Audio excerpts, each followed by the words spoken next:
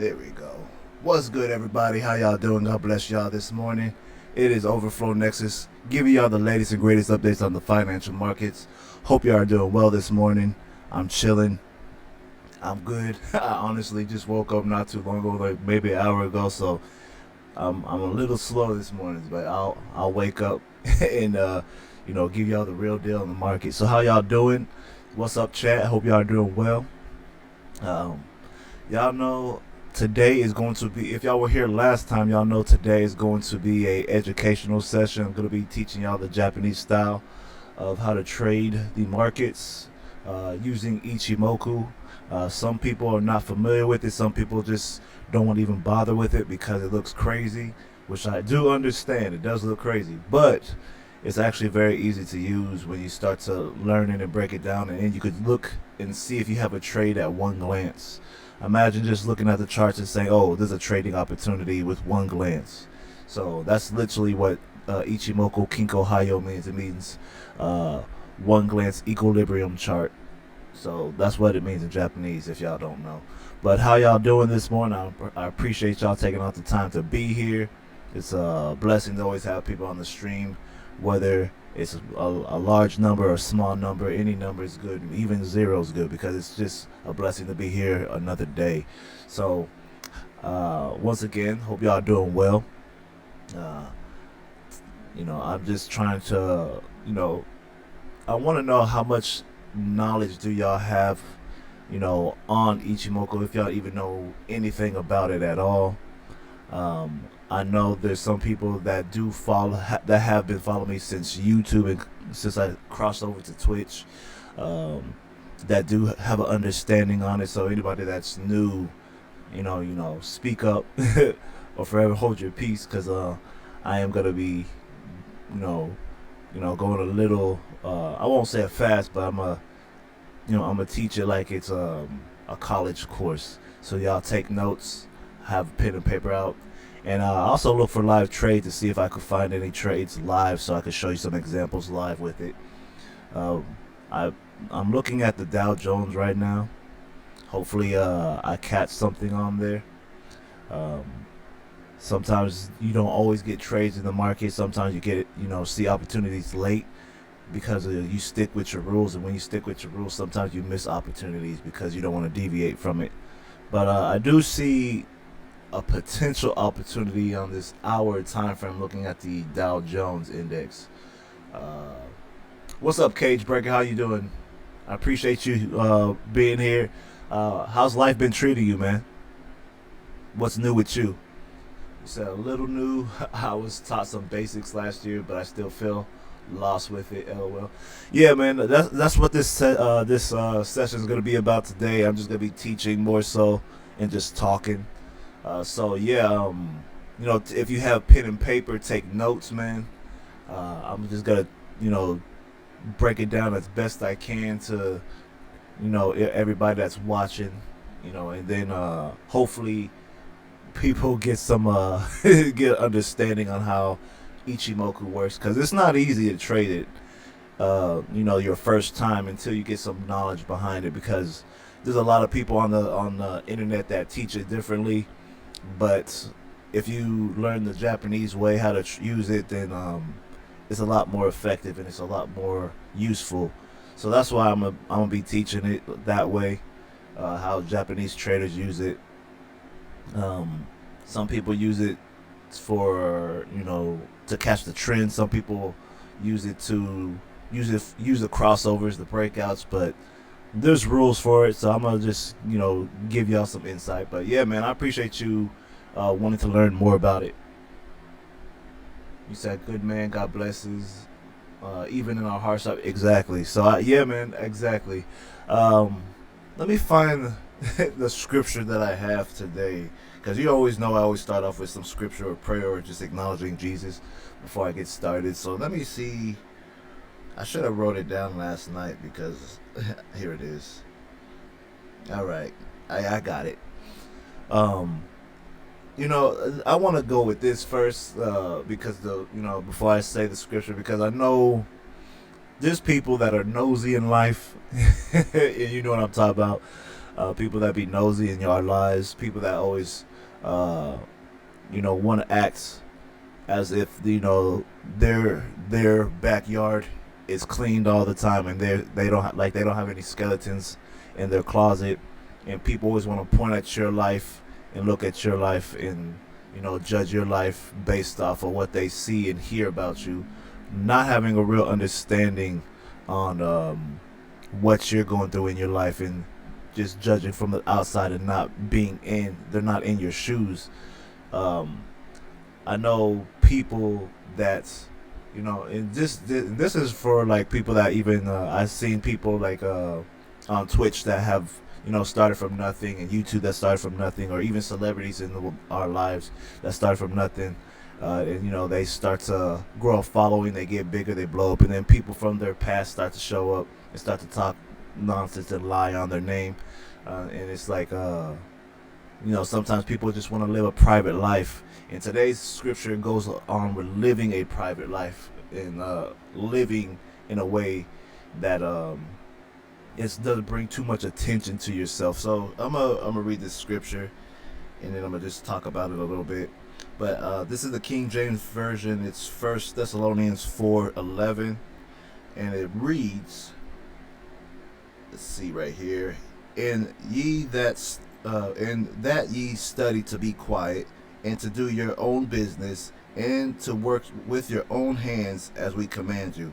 Another version of this is the New King James version. I'm gonna read three versions. The other version, the New King James version, reads that you also aspire to lead a quiet life, to mind your own business. This is for the people that be in other people's business gossiping. Mind your own business, and to work with your own hands as we command you. And then the NIV version, it reads, and to make it your ambition to lead a quiet life, you should mind your own business and work with your hands, just as we told you. So that is self-explanatory, really. It's pretty much saying lead a quiet life, work in private, do what you're supposed to do in your life. Don't get in other people's business, because why you get in other people's business for?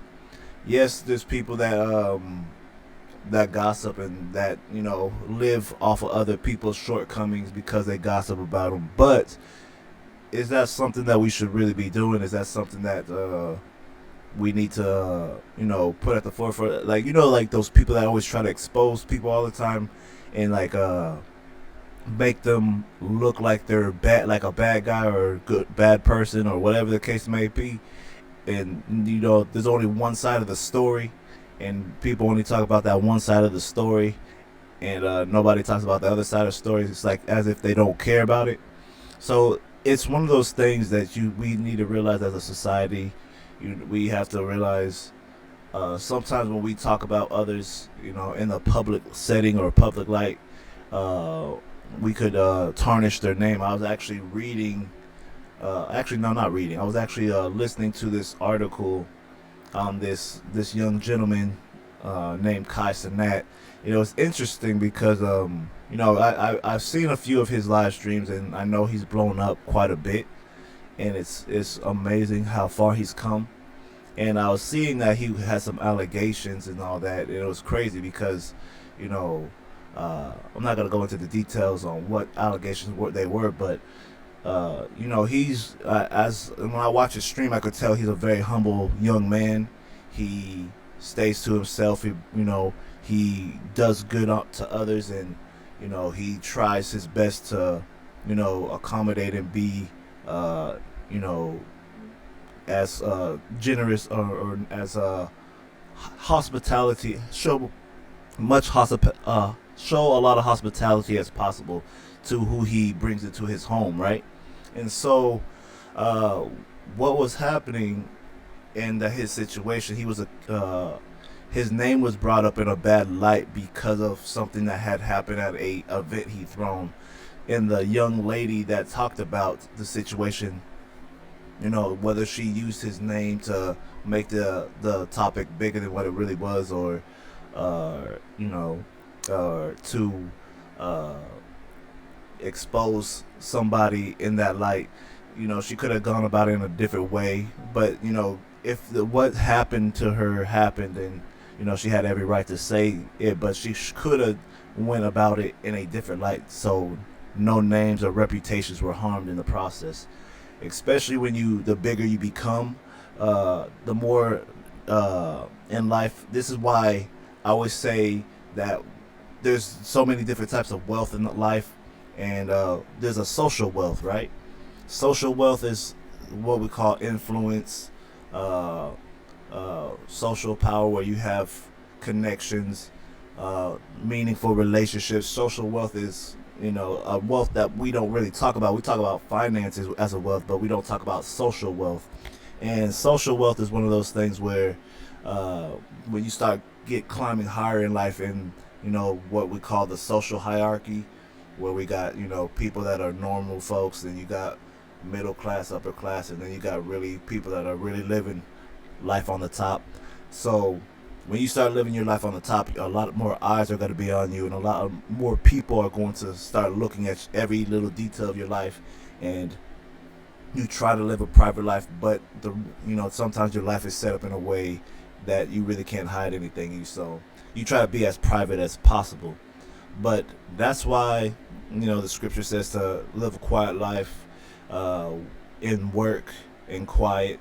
Don't really bring too much attention to yourself, unless it happens, and it happens, and God uses you like that, or you have a platform, then that's different. But it's always try to live a quiet life as much as possible.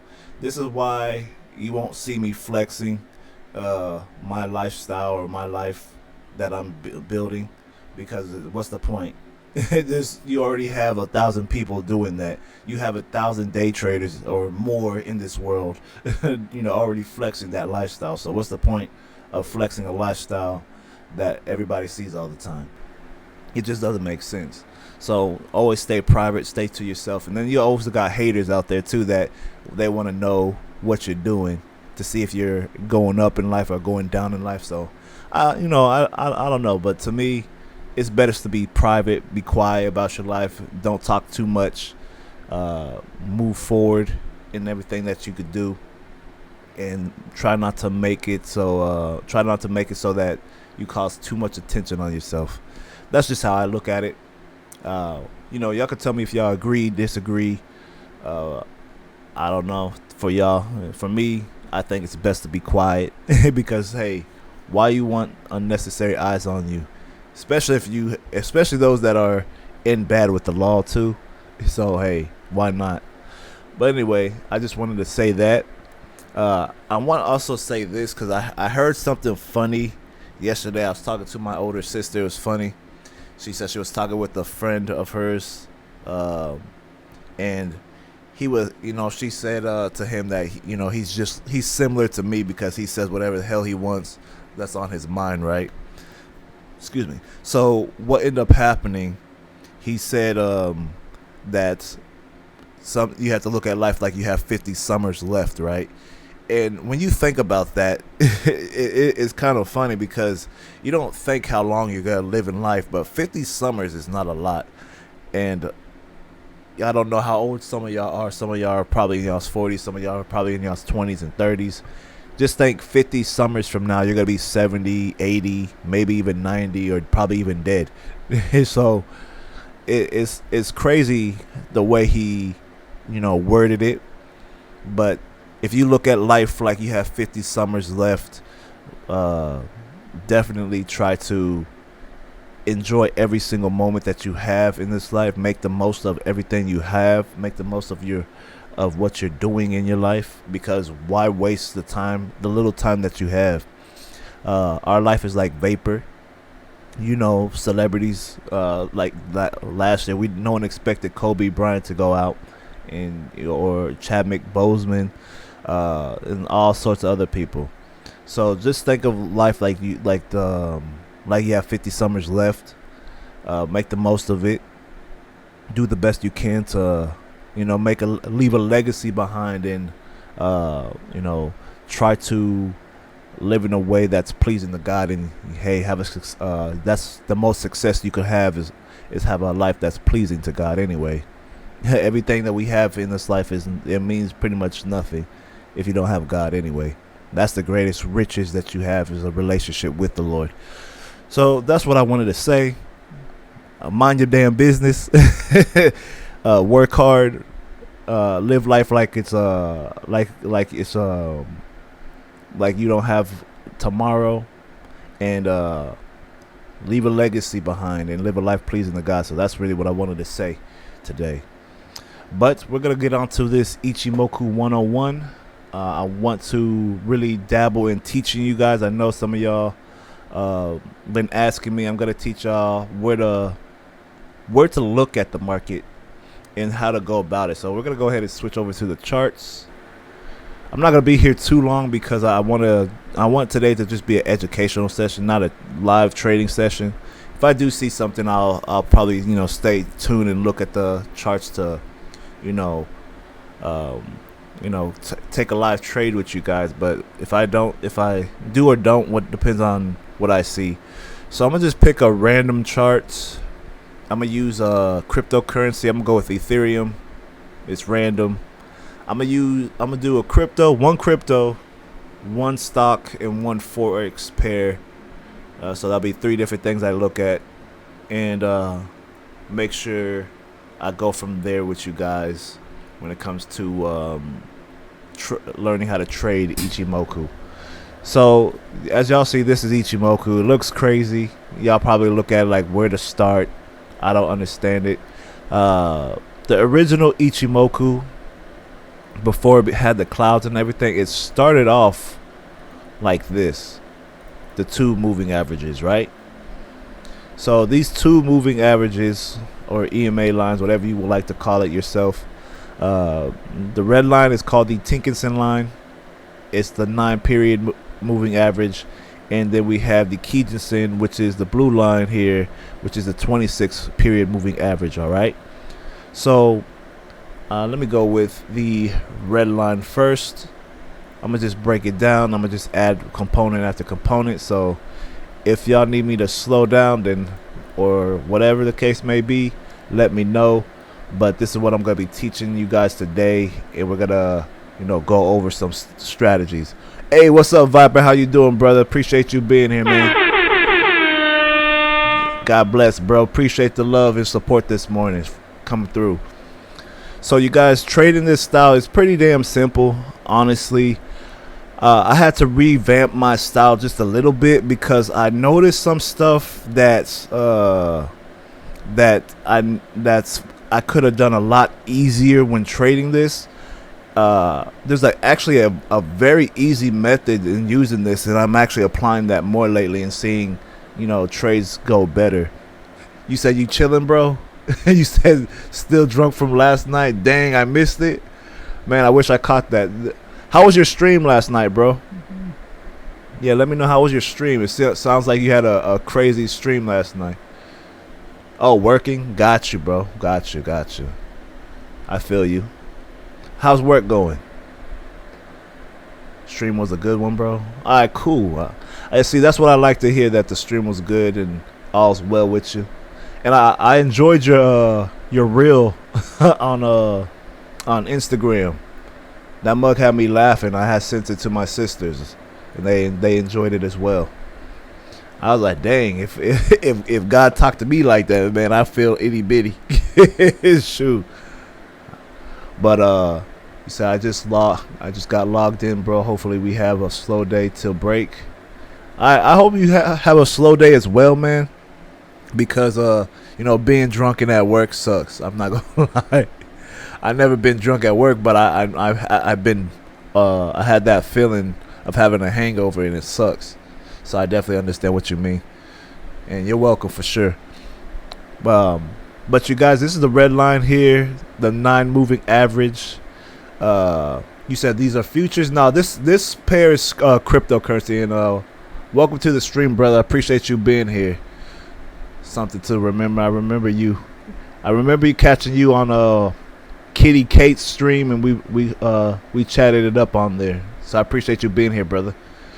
But the 9 moving average, you guys, If y'all gotta take some notes, y'all might want to take some notes now.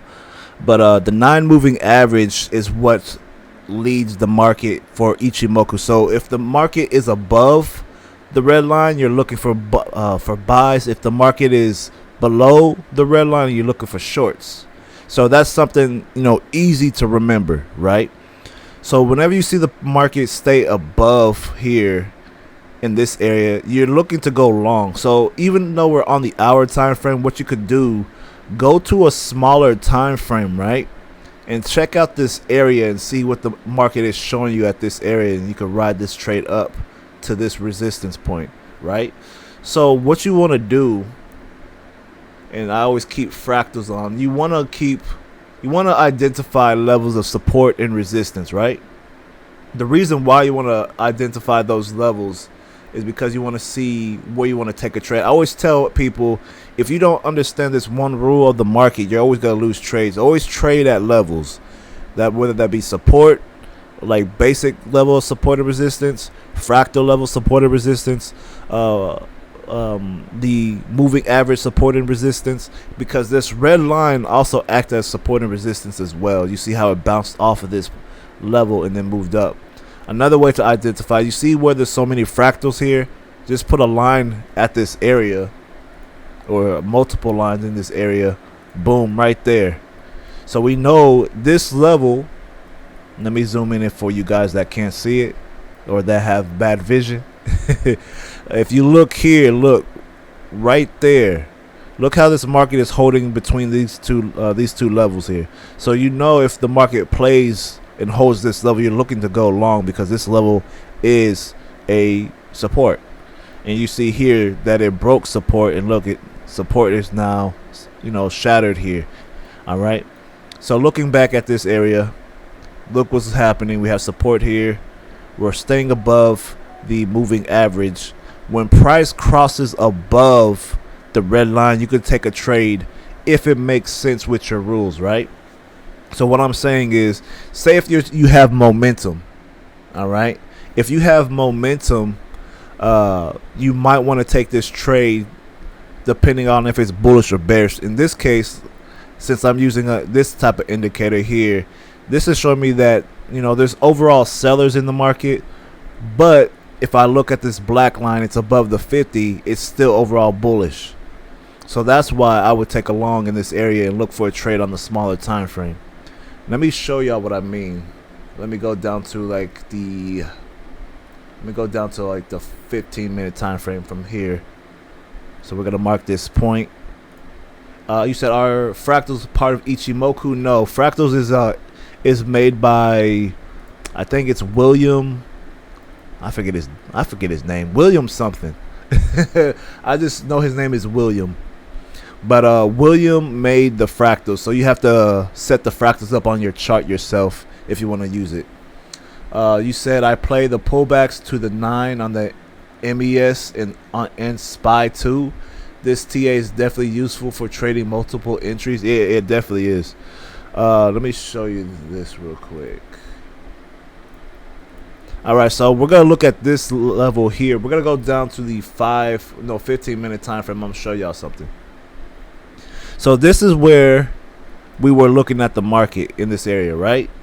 So since we were looking at the area right here, the market right here, you see how the market broke above the Tinkerson, the red line here? You could have put an entry, because we know support is at this level, and you put your stop loss underneath this level, right? So if it knocks you out, then it's a close stop loss and it's not a big loss. But look what happened. You had this break back underneath. But remember, we know this is support. So let's go back. Let's find out if we have some momentum to the upside here. All right. So if we're looking at this right here, we know the overall movement is bullish on the higher time frame in this area, right? So we're going to see if it lines up with the higher time frame, and then we'll take our entry. So here we don't have nothing yet. Right around here is when we start to get bullish. Right here on this candle.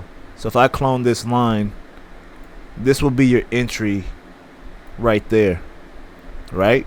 So had you taken that entry, look what happened. you have not only buying momentum, you have volume coming in very strong. You had a break above the red line, so that's telling you buy at this point. So if you put your entry right when that candle closed, you would have made all this profit right here on Ethereum. Let's see how much profit that would be. You be in here, that'll be your entry, stop loss underneath this level.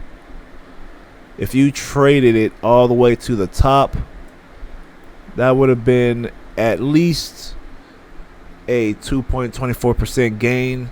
That was 365 pips, which is a lot. So if you took this trade, you made quite a bit of money depending on how much you risked on your lot size or whatever contract size you use. But that's how you trade the red line. You could trade it just like this. You could trade Ichimoku just like this. Look how well the market follows the red line. You see we broke underneath. Boom, look at this. We have a sell right there. Boom, we broke above. We have a long right there. Look right here, we broke underneath. Not a strong move, but when you have moves like this, you'll start to understand. And that's when I put the blue line on, you'll start to understand why this market is not moving, why it's moving sideways. All right, so the next line I'm gonna put on here, I'm gonna take off the red line now. I'm gonna do this. Yeah, and if y'all have any questions, feel free to ask questions. Don't be shy. I'll answer your questions about how to trade this style. You said, what platform are you using to trade crypto? Are these crypto options? No, I don't do options. I hate options. I was actually saying in my last live stream, I hate options. Like, I traded options, but I hate options because you could lose money so easy. But you could also make money really easy too. So options is not ideal with crypto for me anyway. But no, this is I trade off a Forex broker. I use MT4 platform. Where it trades Forex stocks and cryptos, commodities, indices, etc., etc. So that's what I use. I like trading on a Forex broker and using MT4 platform. So here's the blue line, the 26 period moving average. It measures out the last 26 periods. So the last 26 candles, it measures it out, and then it also shows you whether the market is going to be, going higher, bouncing. It also shows you strong levels of support and resistance. If you ever see the price break below the blue line, that's how you know there's gonna be a potential reversal. This is probably one of the most reliable lines in Ichimoku. I like it because it is pretty good when it comes to taking bounces or breaks. So you see here the market came. I'm gonna show you different points too, but you see right here the market came down, held at support, and you could argue it held at this fractal level too, which is support. Held here, broke back above. There's an entry right there when it broke back above the blue line. Take your entry right there, take that market up. And once you start seeing, maybe if you get comfortable with the profit you made, or maybe you just want to ride that trade, set a trailing stop, boom, you made some good profit right there on a 15-minute time frame.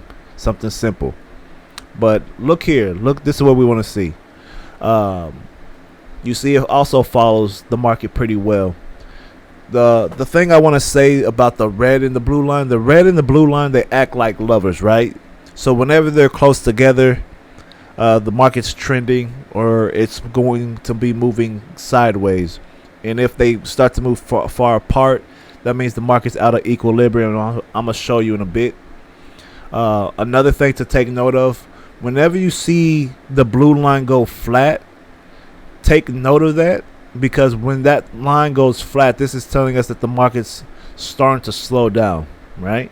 So if you look here, market ranged a little bit, and then when it angled down right there, look what happened. The market angle, stopped coming back down. Look, it flattened out right here, came down, flattened out right here. This is saying that the market was out of equilibrium.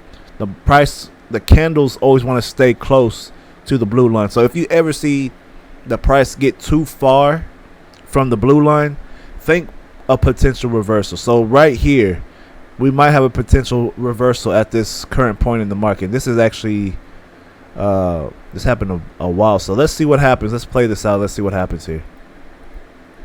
See how it's moving back to the blue line? Whenever you see this go flat, this means that the price may want to go back down, or it might mean it might range for a little bit. So you got to take note of that. So look how it's coming back to the blue line right there. So this is where you would want to take a trading opportunity.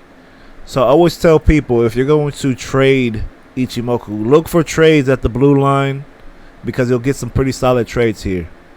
So you want to see some rejection. So if we're going to go long, we're thinking long here, potential long. We have bullish momentum overall on this. Even though it's pointing down, we might have sell it. It might be a breakout on the Kijinsen. But look here, we're still overall bullish. All right. So we want to see rejection at this level. If you don't see rejection at this blue line, you don't have a trade. So let's play the next candle. Still nothing. Let's play the next one.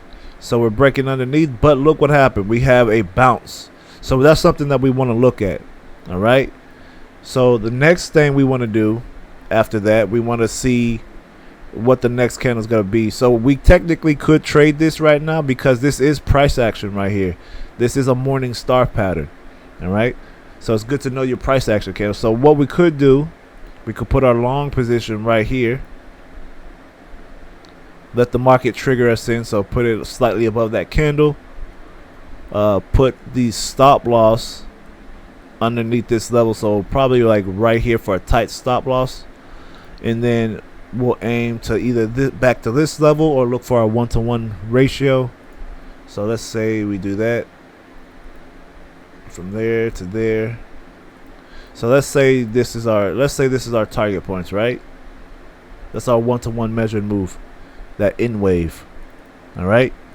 So what we're looking for is the candle go purple, and then we'll take that trade to the upside, or just have the market trigger us in. Whatever happens, happens. Whether we win the trade or lose the trade, we stuck with our rules, and that's what happens.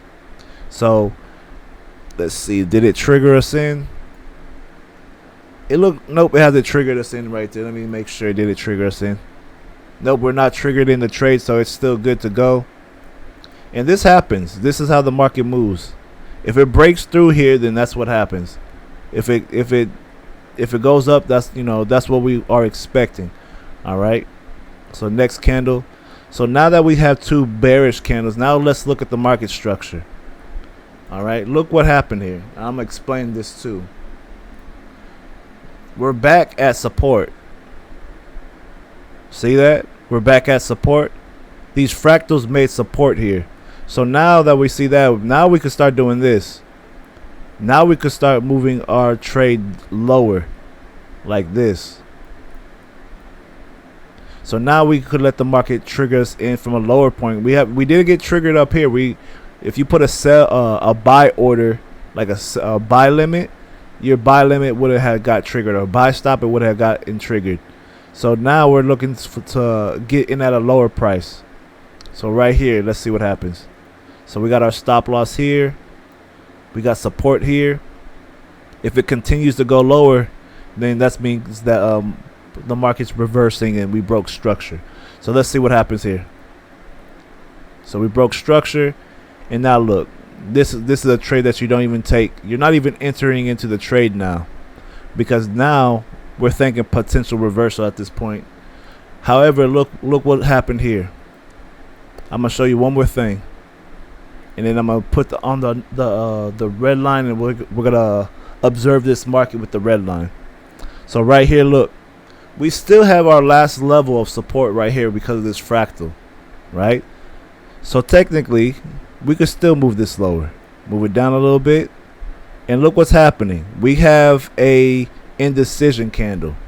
So let me put back on the red line. I want to show y'all something, because I'm pretty sure there was a crossover, and it was a crossover. So look here, you see that there was a crossover right here, right? Whenever you see that there's a crossover, the red line went from from being above to below. This is why it's good to have both these lines on. Using them by themselves, you could do that, but using them together is more effective. So here you have the crossover. right? And it's a bearish crossover. Went from being on top to below.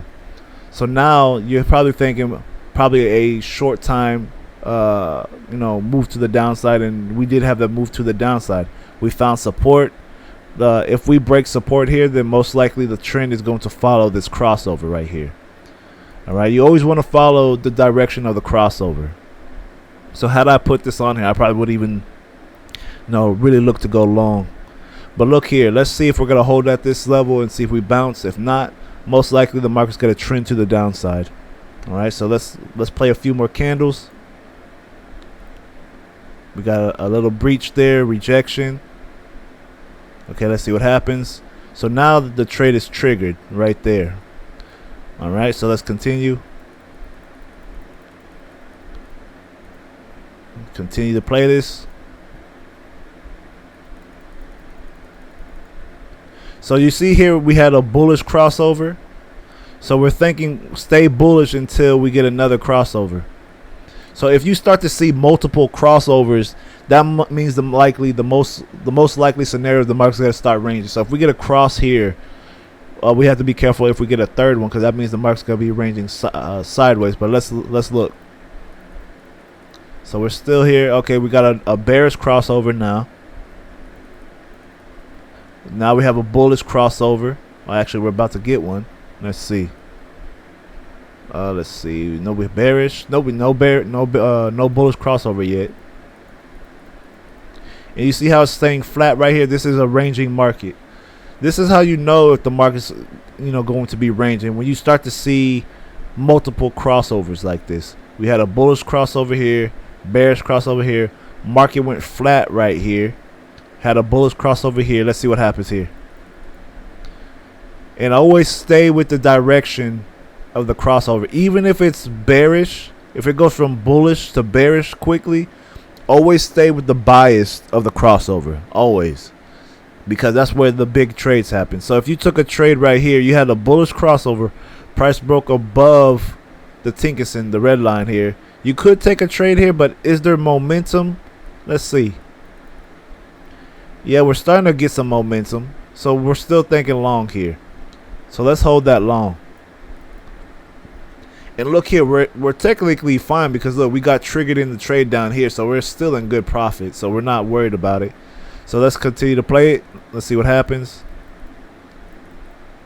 We got a bearish crossover, so we're thinking bearish, and this is gonna happen quite often too.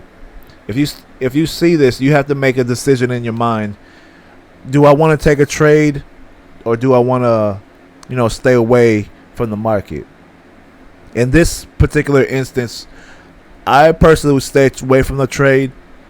I look at and see what's going on, only because I pay attention to the crossover. However, if you're gonna pay attention to the crossover, make sure it makes sense here. So you see here, we went from buying volume, and then the volume started dying off real quick. So now we're starting to see selling pressure. So if we see that bearish crossover, let's zoom in. Let's see real quick. We did get a bearish crossover. Most likely, I'm starting to think this may start to go down. We got rejection here. Let me show you this too. So I'm gonna move these lines up here now. See how the market ranged in between these levels? Once we break this level, we're thinking short. We could already be short. So let's take this off real quick. We could technically already be short, because look what happened here. We had a bearish crossover. Market went flat here. We're starting to get some bearish momentum. Look how this is angling down. Look how it's angling down. So we're thinking short at this point. And here's another thing. Let's say you take every single crossover trade here, right? If you took this crossover trade over here, you didn't win that much profit. So we'll say that, this is the L. You'll take one L here and probably one here. So 3 L's right here, right? Let's see if you take this crossover, let's see what happens. So we're going to move this over. Let's say this is our short. Let's say we short this one. Let's see if this is gonna be a winner or not. Move that down to this level. And this is a winning trade. So you could lose 3 trades, right? Just make sure if you're going to lose trades, make sure you use good risk management, because it's not about how many trades you win or lose. You could lose 10 trades and win only 3 trades and still be a profitable trader. And the reason why I say this is because it's based off your risk management. If your 3 wins are bigger than your 10 losses, obviously you made more profit. It doesn't look good on win to loss ratio, but that's not what matters. What matters is the profit that you pull out of the market. All right. So had we taken the trades and here we lost 3, won 1, and we earned back more in this trade than our losses over here. So it's okay to take losses. Just make sure your losses aren't significantly huge. So now we're finding support here. Reason why I could see it, one glance, boom. And look, this is going flat. So like I said, if this starts to go flat, that means you could take your profit. So your entry was here, take your profit here, you're good to go. But if you want to be greedy, you could still hold this trade, because technically there's no reason why you should leave this close this trade out just yet. So let's say you hold it. Let's see what happens. If you held the trade, you would have hit your take profit. We broke underneath this support level, and look how much profit you would have made. You would have earned back way more here than versus over here.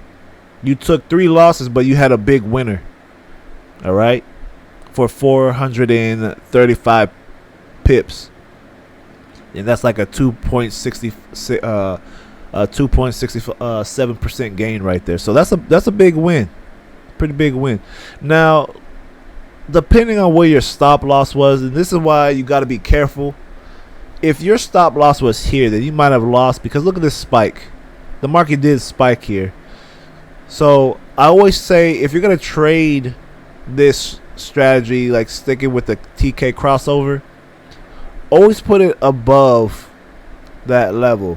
So if you put it above here, you still would have got stopped out. So you always want to put it like 5-10 pips or 20 pips above that level. If you put it like right here, you would have been fine. You almost would have gotten knocked out, but look what happened. Hit your take profit. But anyway, that's how you trade the TK crossover. So let's see. Let's play this a little bit more, and then let's go fast. All right, there we go. So yeah, now you see the market starting to range again. But look here, let's add the last component that I use. I don't use the lagging line. It's a waste of my time now that I think about it. I'm not even gonna explain that line. And now you have the cloud. Let me take these off. Now you have the cloud. So the cloud acts as support and resistance as well. And if you see flat levels on the cloud, those are usually levels of support or resistance. So right here we got resistance. Down here we got support on these flat areas of the cloud. For me, my clouds are purple and blue. Purple being bullish, blue being bearish. So what happens is it measures out the last 52 periods. It averages the high and the low, and this is how you get the structure of the cloud, right? So what ends up happening with the cloud, you get. So let me do this for you guys so I can give y'all a visual. So we're gonna look at the last 52 candles. All right. So out of the last 52 candles, this was the high right here on this fractal, and this was the low. So on the same exact candle. So it measured out the high and low, right? So what ended up happening here, since the high and the low are pretty far apart, it averaged out the market, the move of the market, and you see the market's going flat. So if you see the cloud going flat, this is telling you that the market's going to be in a range. So you could tell what's going to happen before it happens by looking at this. That's why I know at one glance I was like, okay, the market's ranging, or oh, okay, there's no trading opportunity yet because I see this or X, Y, and Z. Once you start to break this down and know it, and really pay attention to what it's showing you, not by how you feel, but what it's showing you, you'll start to see, okay, I have a range. So between up here and down here is my range, and technically you could do this as well. Bam, right there. So this is my range, my trading range. So if we come up here, I'm looking to go short. If we come down here, I'm looking to go long, and vice, and then also in here too. So that's what I'm looking for. So if I play it, notice how it's starting to angle up, right? Look what's happening. I know y'all are smart enough to see this, because I know people that watch, everybody that watches this is a genius. So look what happened. Look what the market is doing. You got to pay attention to these fractals because it tells you the structure of the market. So boom, boom, right there. We're starting to trend to the upside. And look what the cloud is telling us. Starting to trend to the upside as well. So we're still in this range, so don't get it twisted. But it's showing you that the average, if you're measuring out the last 52 candles, as we're still going forward, it's starting to show you that buyers are starting to take over in this area. You might want to start looking for buys. Now, to confirm this is what you do now. Put on your red and blue line. Let's see what happens. And let's see why it's happening. Okay, so look here. Perfect example. So we know it's ranging because we had too many crossovers. We had a bearish here, bullish crossover, bearish crossover in here, right in here, and then we had another bullish crossover. Remember, the last crossover was bullish. I always tell you guys, trade the direction of the crossover and keep a tight stop loss. So here's the crossover right there. Boom. Look how the blue line's staying flat here, showing you that it's making support here. And then look, market broke above the red line, so you could technically take that trade right there. Is it enough for you to get in? Probably not, but if you're trading just purely the crossover, that's where you would enter. Boom, look at the market. You'd be in profit if you're taking it right here. So let's see if the market continues higher. We break higher, break this high, and go up. So let's see. Still overall bullish. The last crossover is bullish. Even though it's coming down here, we're still expecting maybe a push back up. Let's see. Up, they're getting close. If they cross over bearish, then you're thinking bearish. So let's see what happens. So we had a bearish crossover. Let's see if it ranges, and boom. You took that bearish crossover, you would have been in that trade. So this is why it's important to take that crossover. And also, if you observed here, look, we could have actually got in right here, because look, the market, it never got back above this trend line. So this is another thing, strategy that you could use with ICHIMOKU. You trade the crossover until it gives you something else. So let's say you took the trade from this point, rolled it up. Once this crossed through, you could have taken your profit here. Wait for the market to give you another answer. See if we get back above the trend line. We never got back above the trend line. You see, market moves sideways. It didn't break above here to go up. It moved sideways, then dropped. And another thing here too, we had a bearish crossover. Market never came back up to this level, and boom, dropped to the downside. So these are just little bits. Like I'm not giving like the full meat and potatoes, but I'm just giving y'all like an idea of what to do when it comes to using this crossover. And there's gotta be crossovers that you could tell that are not good or not, but it all comes from observation and understanding the structure of the market. So let me go back to regular chart. So if you look here, you see this was where we took the trade. We could have taken the trade short, came back, retested the break, boom, dropped again, and it dropped even harder. So if you stayed short that whole time, then you could have made some serious profit. But some people, not all of us could take that or trade like that, because trading at the end of the day is psychological anyway. So you're not going to always catch these big moves, but if you want to get close to catching these big moves, stay with the crossover direction. Let me take off the cloud real quick. Let me show you. If y'all have any questions, or if this is making sense to y'all, let me know.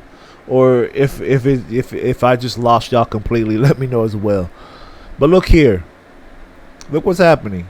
You got a crossover, bullish, immediately bearish. So we're thinking short. Market's ranging. So I'm going to move this down real quick. And remember, the market is going to always do what it wants to do at the end of the day anyway. So always remember that. So we had a fractal level here. So you see the market's ranging in here now, right? So we haven't broke this level of support. But look what's happened. We're still remaining bearish because our bias is overall bearish because of crossover. So if we took that short here, we would be okay. And then look, a bullish crossover. So we're probably like a little bit worried. But look what happens. Market starts to get weak here. Boom, big crossover there. Boom, market fell down. Look how much profit you would have made from following the crossover at this point. You said, what time frame did you like using the best to indicate these kind of moves? You want to know something? You could trade this one strategy I'm teaching you right now on any time frame. I'll even take it down to the minute. I'll take it down to the minute and show you. You said, what time frames do you like to use for scalp swings and positional? So for long positions, I prefer the weekly, monthly, and daily charts. And swinging as well would be daily in the 4-hour and hourly time frames. For scalping would be like, the minute up to the 15-minute time frame. I'll be honest, I don't scalp too much, but I'm starting to scalp more just because I realize the markets have changed a lot in the short amount of time since inflation and all that. So scalping is more likely what I would like to do now. So look here, this strategy works on the minute time frame. Look at this crossover. We had a bullish crossover. We had a break above the red line here. Boom, you take that trade. Look, we had a correction. Move sideways. Look here. Crazy thing. This is a minute time frame too. Look here. We held support. Don't get scared because it made a bearish crossover. You're thinking bearish, but until it breaks that level, you're still bullish, right? You're thinking bearish, but until you break that level, because you have to have confirmation. Just because you have a bearish TK cross doesn't mean it's going to go bearish. You always have to say, okay, I need to break structure. The structure was not broken. It was respected. And then look what happened. We had a bounce off that level. Have another bullish crossover. Here's another entry. So you had an entry down here. You had an entry here. You had two big entries for big profit. Entry number 1. Entry number 2. And had you remained in that trade, you would have made very good profit from here to here. If I'm looking at the very beginning of the move, you would have made, that's not like a lot because it's a minute time frame. But if you're scalping this is quite a bit of money. This is 182 pips on a minute chart. So yeah, you could trade this strategy on any time frame. It's just you need to be more cautious on smaller time frames, in my opinion, if you're going to use this. Still don't believe it? Let me show you on another pair. Let me go to a stock. Let me show you on stocks. Just go to Apple, because y'all probably don't believe what I'm telling y'all, but let me show you. If you trade the crossover, you're going to find these trades. So look, let's rewind this. Let's go here. So we're thinking bearish because the overall direction of the crossover is bearish, right? So if we're gonna go even think about going long, we're gonna wait till we get a bullish crossover. So we have a bullish crossover right there. We see that?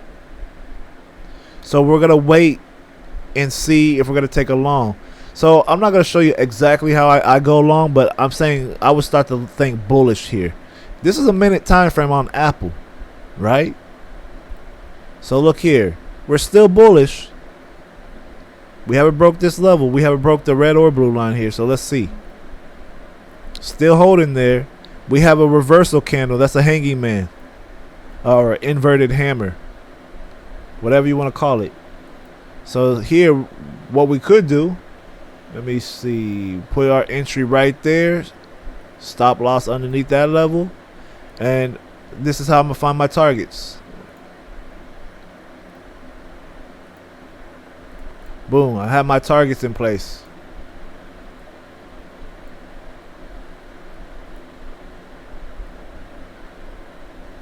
So now that I have my targets in place, I'm trading the direction of the crossover. I set my N-wave targets using the N-wave analysis. I'll teach all that another time because that's going to be a little more advanced ICHIMOKU. But it's like its own wave theory. But look, I have my targets in place now. We're going to see how it plays out. So we're good. We hit a target. We hit one target so far. Let me spread this out a little further. We hit target 2. We're still overall bullish because we don't have a bearish crossover yet. Till we get our bearish crossover, whatever. We hit target 3. At this point, you could take all your profit because both the lines went flat. If you're greedy, you're probably still in this market.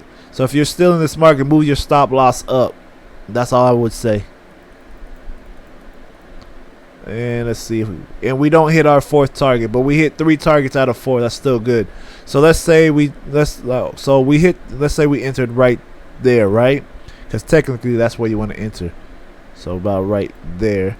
Let me see. We made, it's not like a lot of points. That's only like 7 points in the market. This is not bad.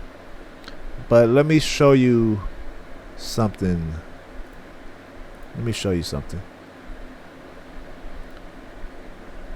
This trade only took, it's only a 30-minute trade. So you could have scalped that too and made some good profit. So let me see. You said, so is it a good rule of thumb that on whatever time frame you're on, when a candle closes below the key June, then that broke market structure? That's what you want to look at it as. Is okay. So let me explain this a little better. So let's say right here, right, it broke the key June because it did. And we're thinking short anyway because, let's see, we had a bearish crossover anyway right here. So if we had taken a trade, we would have got some profit. Now, this is why I always say mark up your chart, because there's invisible levels of support and resistance that we don't observe them. Like right here, I'll show you why the market rejected right here and it's reversed back to the upside. If you look here, and it's a lot of people don't know this about the market, but there's a thing called imbalances, right? Where it's like liquidity grabs. So right here is an imbalance in the market where money that was like that was still on the table is still there. If I draw this up, look what happened. The imbalance right here, the market came up, it has an imbalance right here. Market came right down, touched that imbalance, and bounced to the upside. So sometimes you have to look past market structure. There's always going to be some invisible level of support and resistance that you don't see. They're called order blocks. They're called imbalances. They're called there's so many different names from it because everybody wants to have fancy names, but the best way to call it is just liquidity. You heard of liquidity grabs. People talk about those. But those are levels that you want to observe well as well. So if you have momentum with that crossover and it breaks structure, stick with the bias that you have, because at least you're sticking with your rules and you're not breaking your rules when it comes to that. All right. So let's say if I have the cloud on here, right?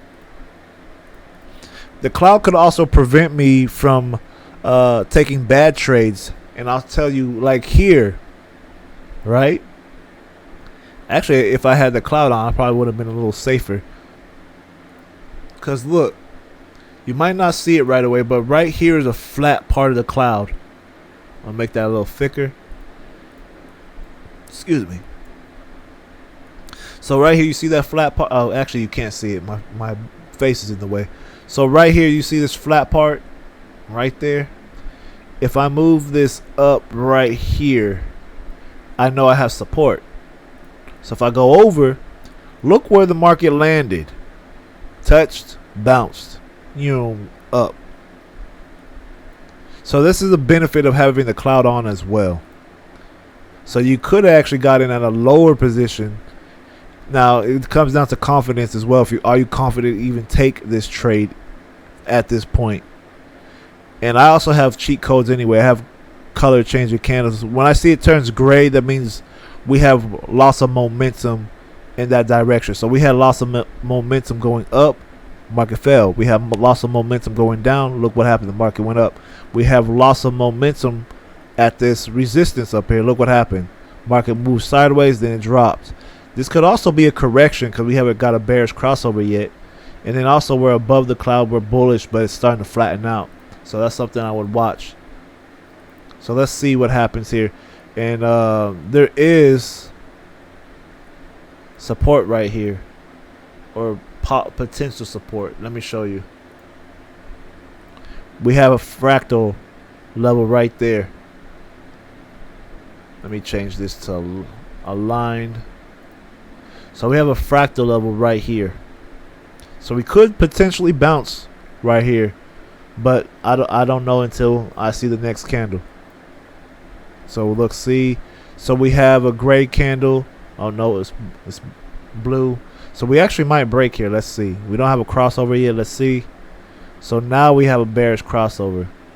So let's see if it holds this level in ranges first, and we'll see. Still ranging. What kind of crossover? Okay, it's still ranging. Still ranging. Now we're going down. You always want to be patient here. Just because you see something don't mean jump the gun immediately. Like, try to figure out what the market is doing and then jump. You see how the candles never turn gray? Saying we had bearish momentum all throughout every single one of these candles, and boom. See that? Drop. If you follow the crossover, break structure here, the momentum was still bearish, boom, drop. And then you can play this up and down, up and down. So this is on a minute time frame too. Every time frame is the same, and this is a stock. If you don't believe me still, let me go to a forex pair. It's the same thing. Let's just pick a random one. Let's just pick like CAD JPY. Oh dang, that's a good one right there. Okay, so here's CAD JPY on the minute time frame. You can see here, even though we're underneath the cloud, because there's people that teach it like ICHIMOKU like this. If you're underneath the cloud, go short. If you're above the cloud, go long. No, follow the crossover. The crossover is more reliable than the cloud because it's like the immediate market. So here, crossover, bullish, thinking long. Okay, let's see why. Let's see. We got a lot of buying momentum. A lot of buying momentum here. And then look what happens. After that crossover, you could take that trade. You broke structure, or you broke, the key Tinkerson. So you boom, take that trade. If you miss that trade or you don't want to take that trade, wait till it comes into the TK zone. The TK zone is between the red and the blue line. If price comes in here and it has the Tinkerson and Kijisen still hasn't crossed over yet, that's when you want to look for a trade in here, right? So once you look for your trade in here, look what happens. Market moves sideways, and then it breaks back above with the purple candle, and the crossover, the last crossover is still bullish. Take your trade right there. Take that long. Has you taken that long right here, you've been entered here. Boom, caught this all the way up to this point. Let's say if you missed it again, right? Let's say you missed that opportunity. Look, you're back in the TK zone right here. But look what's happening. Boom. Once that TK zone, you're going based off the last TK crossover. It's still bullish. And also look here. You still got bullish momentum here. I'm not going to give y'all every single secret, but hey, here. Boom. Break above. Take that trade up. And you caught profit. If you took the first entry, you made some good profit. If you've taken the second entry, you made good profit. If you took the third entry, you still made good profit. Here, now you might be a little concerned because now we have a bearish crossover. But, like I said, look right here. We have a order block, which is a buying order block. We're above the cloud. Look what happened. We have bullish structure with the fractals. No, I could trade this with or without Ichimoku, but still, point is, you can see it a lot quicker with Ichimoku. Look here, you have support. Now, depending on how gutsy you feel, you could take this, because technically this is a bullish engulfing candle if you're trading just purely price action. So you could take that trade right there. If you don't want to take that trade, wait till the crossover happens. You have the crossover right here. Take that trade right here on that crossover. You still made profit. So either way, you're making profit. And then now let me show you this, because here's the other thing where, you know, this might break the rules, and I actually had to break my rules the other day because of divergence. So sometimes you'll get divergence in the market. Let me see if we have divergence here. Yeah, I don't know if that's really divergence here. Let me see. Nah, I can't call that divergence. Nope. I'll just say this. If you get some type of divergence here, let's say that happens, right? If you get divergence here, that's when you can start breaking your rules a little bit when it comes to the crossover, because you're trading the divergence and not the crossover. So that's why I personally, you know, have different strategies implemented to trade a certain way. I actually recently, let me show you. I took a trade. It was a live session on Monday that I had with you guys. I got in the trade too early. It took a loss. Sucks, but it happens. But let me show you my pairs. Let me go to the Dow Jones. Man, I was so excited about this trade because I know this mug's coming down. I said this on Monday, if y'all were on my stream Monday, that the market will be going down from this point. And look what's happened. It's coming down. I think it's gonna, like I said, I think it's gonna come to either this level or this level.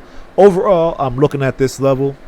My voice cracked. Overall, I'm looking at this level. Then I'm looking at that one. But we do have support down here if you see the fractals. But let me show you why I entered the trade on the hour. Let me take this off real quick so I don't get in the way. All right, so right there, let me show you. So we had divergence, right? This is why I had to break my rules, because divergence is pretty strong. Is a pretty strong indicator in the market of a reversal. So let me take actually everything off. I actually traded it without Ichimoku during that stream. So here's what happened at this point. Let's rewind back to that point. Let's rewind back in time. A little bit further. It was about right here where I called that move. So if you look at the price, look what's going on. Look what's happening here. You have price making lower highs, right? Lower highs, while this indicator is making higher highs, right?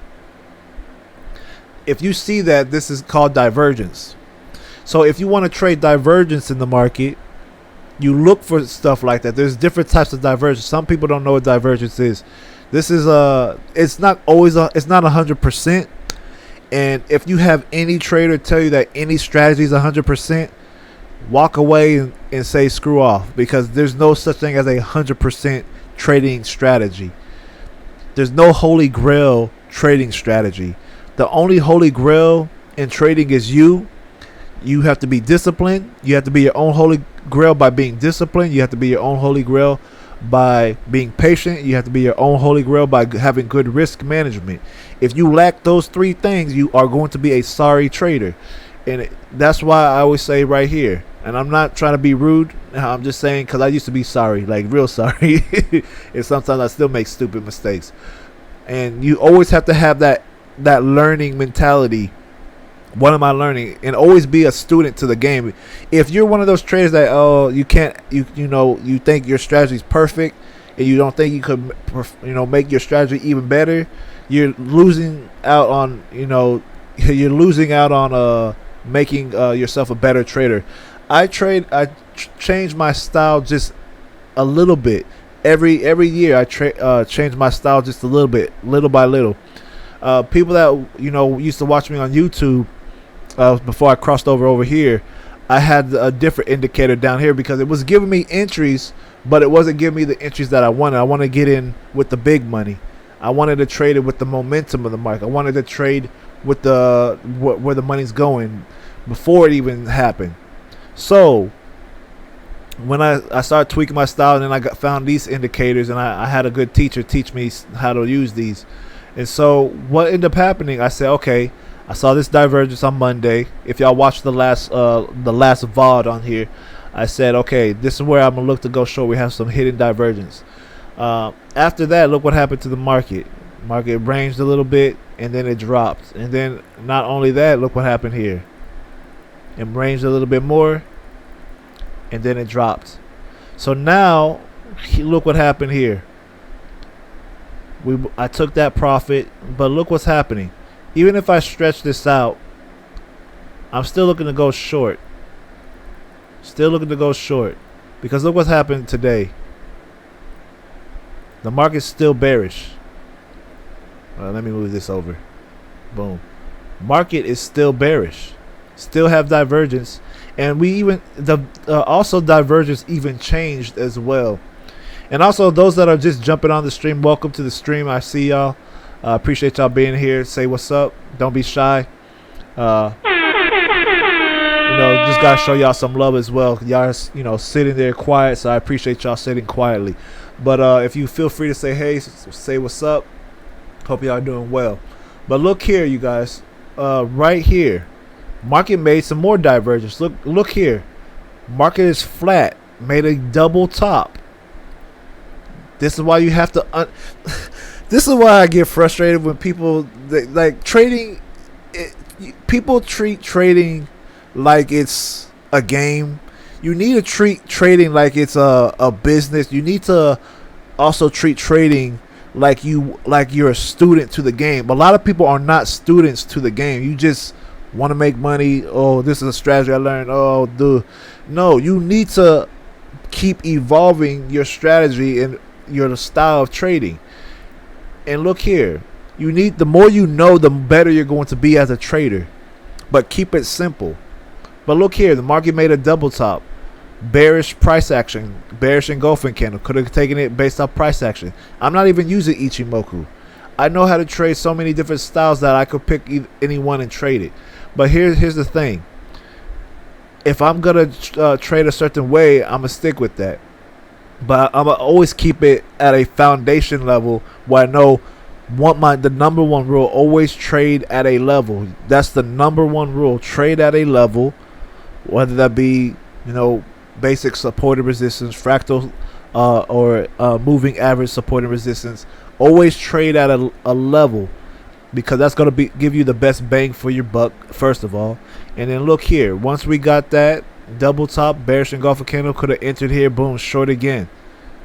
And I already told you guys that I'm looking for this market to break a lot lower on the higher time frame. I'm looking at this move on the higher time frame. Until we break this structure here, I'm short, because this is the market structure of bears. This is a bearish market structure, and technically it's a ranging market on the bigger time frame, but whatever. I know my range is from this high to this low. and I'm aiming to this low. So that's gonna be some big profit. That's like if you took that trade with me on Monday, so far, let me see, it's like up in here. So it's over here. If you took that first trade with me, the first trade made about 250 points. The second trade here, let's see, the second trade here, let's see how many points that is. About 246. Now, if the market comes all the way down to here, it's going to be a 973 point drop. And to call it 973 point drop, that's huge. That's huge, especially for trading a pair like this. Okay, so you asked what are fractals and how do you use them? I'll teach that another day, because I'm trying to focus on, ICHIMOKU. I'm just showing y'all, that last trade that I took. But I'm gonna put ICHIMOKU back on, but I'll teach you fractals next time, because that's gonna be a minute.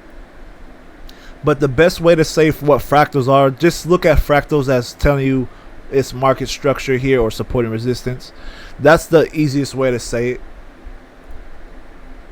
Yeah, I don't. Sorry. I'll teach that another time though. But I appreciate you asking though. Definitely appreciate you asking. But look here. Let's go.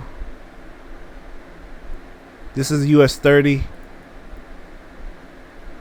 So you see how we're at this imbalance. This is a sell 4-hour sell imbalance. What did I want to show? Oh yeah, 15-minute time frame. So could have got in the trade early, because remember how I said to you that this level is where, this is a resistance level. This is the double top. Look at the double top here on a smaller time frame. If I was going to trade this, we got the crossover here, right?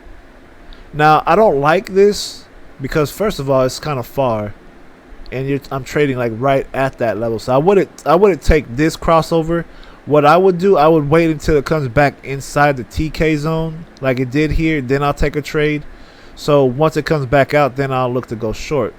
So this is how I would take my trade. Look here, I take a trade here, right? That's where I would take my first trade. But it made a little bit of profit there, not a lot, and then it reversed. So this would have been probably a winner, probably a loser, depending on if I kept the trade. But I probably would have taken that. So if I was just trading just purely that, then yes, I would take it. But I would still still be hesitant to take it here.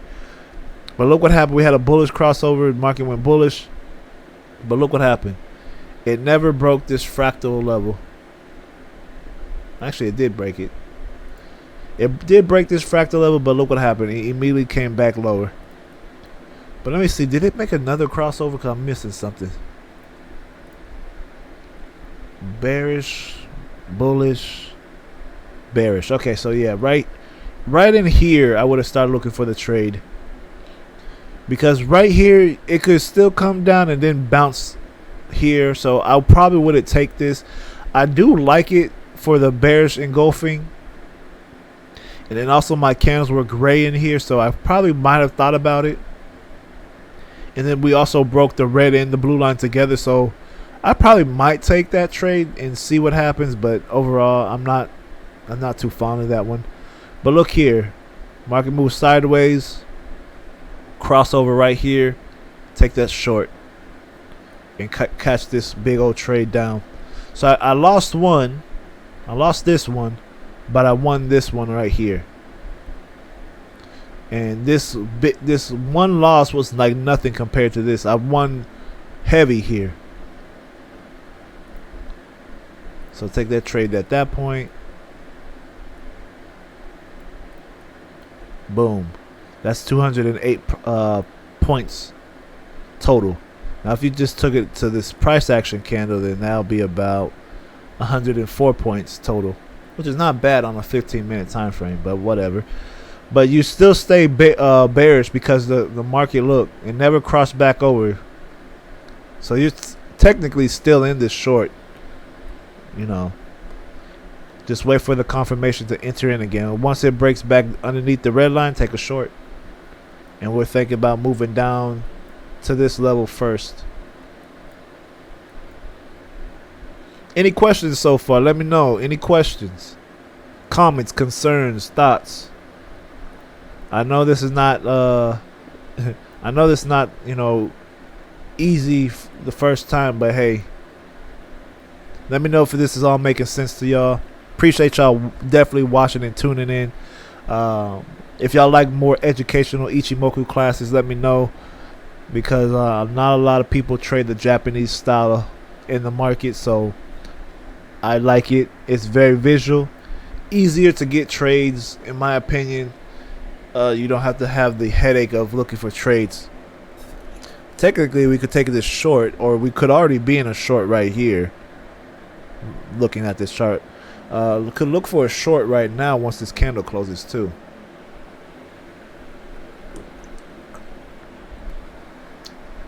Okay, you said sorry if I missed it, but how do I use Ichi to find entry and take profit targets?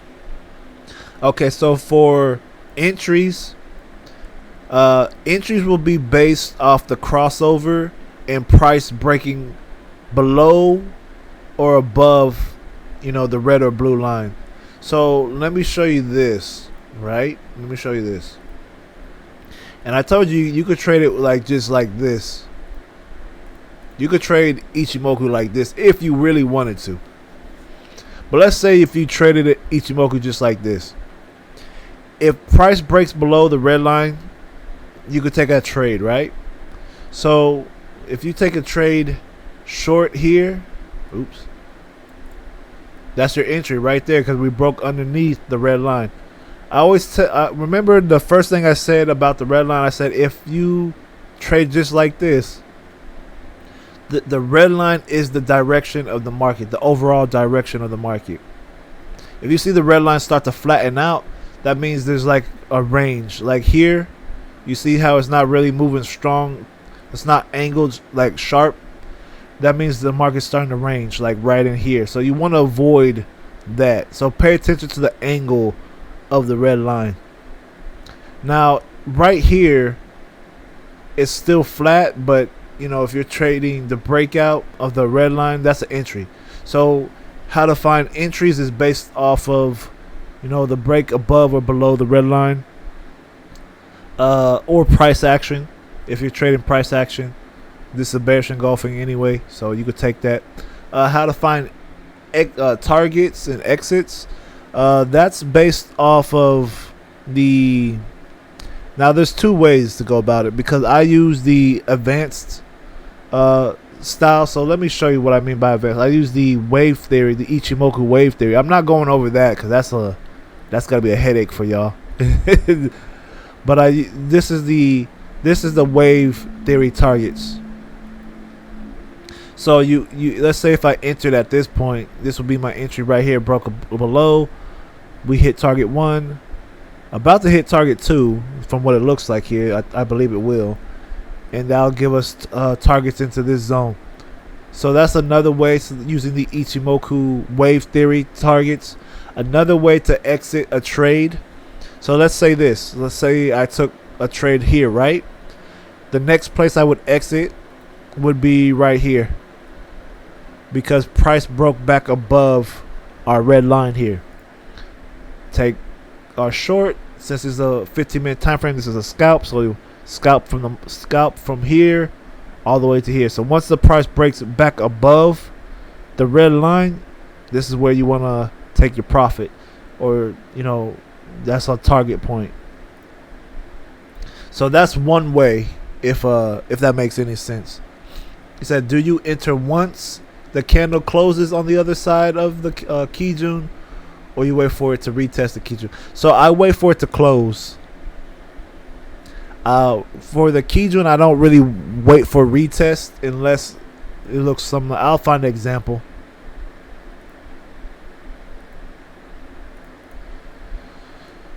So let's say I took this trade, right? Took this short. Now this was a Kijun retest in here. Like when it goes between the red and the blue line, we consider this a Kijun bounce off of this level because you're still underneath this blue line. So I'm looking for weakness to come into the market. Got weakness coming into the market in here, and I would see that this is a retest and then take the short when it gives me the breakout. Or let's say if it does give me show weakness in here, you want to trade the market as close as possible to the blue line. So this is price action right here. We got an evening star pattern right here. So technically I could take it right here once this candle closes and go short. There's so many methods you could use trading this. It's just, comes down to what you prefer. I prefer price action and the break of the red line. That's me personally. Other Ichimoku traders might just trade, the breakout and be aggressive. Some might be more conservative. It really depends on the person and what fits their style. Me, I like the price action for entries. Wait till the closes, or the break of the red line, like right here, would be a good break, and then catch that down. Hope that answered your question. But other than that, you see how we're going down now. Ride this thing down. This is technically an entry right now. Once this candle closes, I got 2 minutes for that to close. You said it did. Thank you. Yeah. Okay. Awesome. I'm glad it did. And thank you for asking questions, and I hope it's making sense. I really do hope it's making sense. I know it's not easy the first time around, but the more you start using it, the better you become at using it. It gets to the point where you start sniping entries and people think you are like a legend. Oh, my thing's not even open. I'm trying to drink.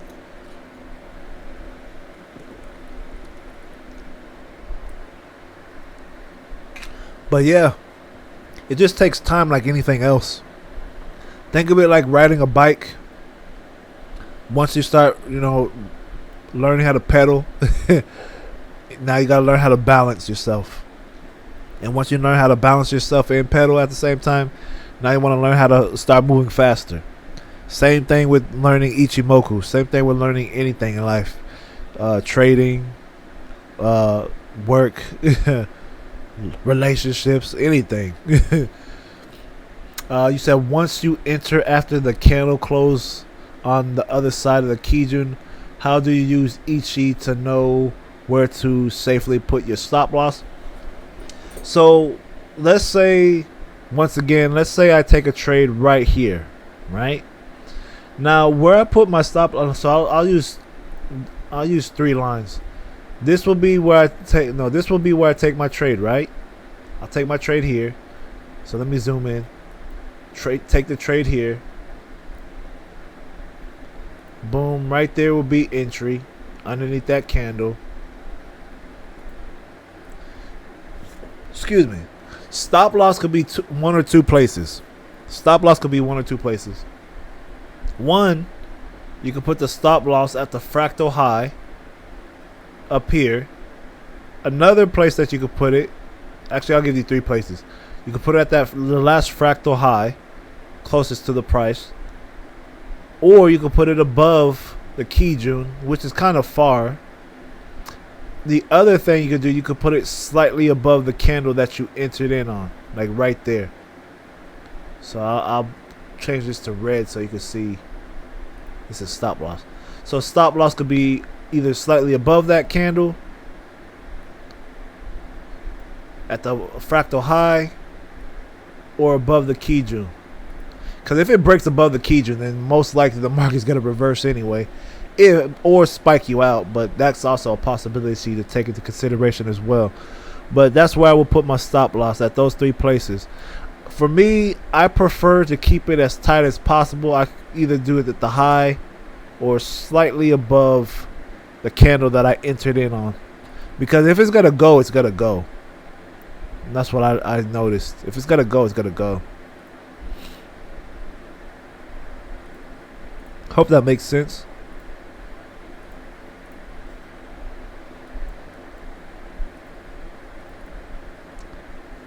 But let's put everything back. And let's take this off. Alright, so you got it. Okay, thumbs up. Cool. But yeah, man, that's how you trade, Ichimoku. That's just only one strategy with Ichimoku. That's not even the other strategies with this. That's just the basic Ichimoku. That's not even advanced. It looks advanced, I guess, but the crossover, trade the direction of the crossover, that's your trade. And then you got the cloud breakout, which is another strategy. You got the Tinkerson break, Kijun bounce. You got all these different types of strategies. Then there's strategies that I don't even use because I don't even waste my time because it seems like too much work. But and then you can mix it up with like divergence and all that, or with pattern trading. Like right here, we're getting to a support level, right? Like right here, we just actually broke that support just now. So if let's say we were seeing some rejection here, right? And that rejection was showing us that we have a double bottom. So having a double bottom, we will look to go long. But since Ichimoku is showing us that we have strong momentum to the downside, we got both the lines pointing down. Depending on if it closes like this, we got like a whole 12 minutes. So anything could happen in 12 minutes. But let's say this was angling down, right? This would mean that we will follow the direction of the angle of the TK crossover, which is bearish. And everything's going bearish. Even the cloud is going super bearish, angling down. So it's very visual for visual learners. It helps visual learners to pick up trades very quickly. It's just you got to be patient and watch. Ichimoku forces you to be patient. So we'll see what happens in here. It could hold as support and bounce, higher for like a small correction, then continue down. You said, are we getting into the Chiku line today? I don't. You want to be. If I'm being honest, I don't even use that line no more. I like totally stopped using it, but I can teach it today just because it is part of the basics. So one thing I learned, if you're gonna use the Chiku span, let me get rid of everything. You could also use this line by itself, but I don't use it only because it's too cluttering. But it also protects you from getting into bad trades as well. The only thing that you really need to pay attention about this line is if it's above or below the candles, or if it's inside a candle. So if it's inside the candles like this, like right in here, if it's inside price like this means don't take a trade. Now you're probably saying why? Okay, the reason why you don't want to take a trade is because this is saying that the market's got a range. So look at every time the market is inside the price, it ranges, right? So you don't want to get into a trade because it's saying the market's ranging. Now, if it starts to come below price, like right after here, like when it broke outside here, that's when you're thinking, okay, we're probably gonna get bearish. All right.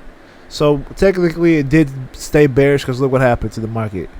It came back, retested up here, then came down. And the Chiku span line is 26 periods behind price. It's the lagging indicator or lagging line. So right here, let me measure it. If we measure back 26 candles, this is the point that we were at right here. All right. For this one, they messed it up on TradingView. It's 25, but they don't count the last candle or the current candle. So here and here. So let me put a line to show you. I put a line here. It's this candle right there.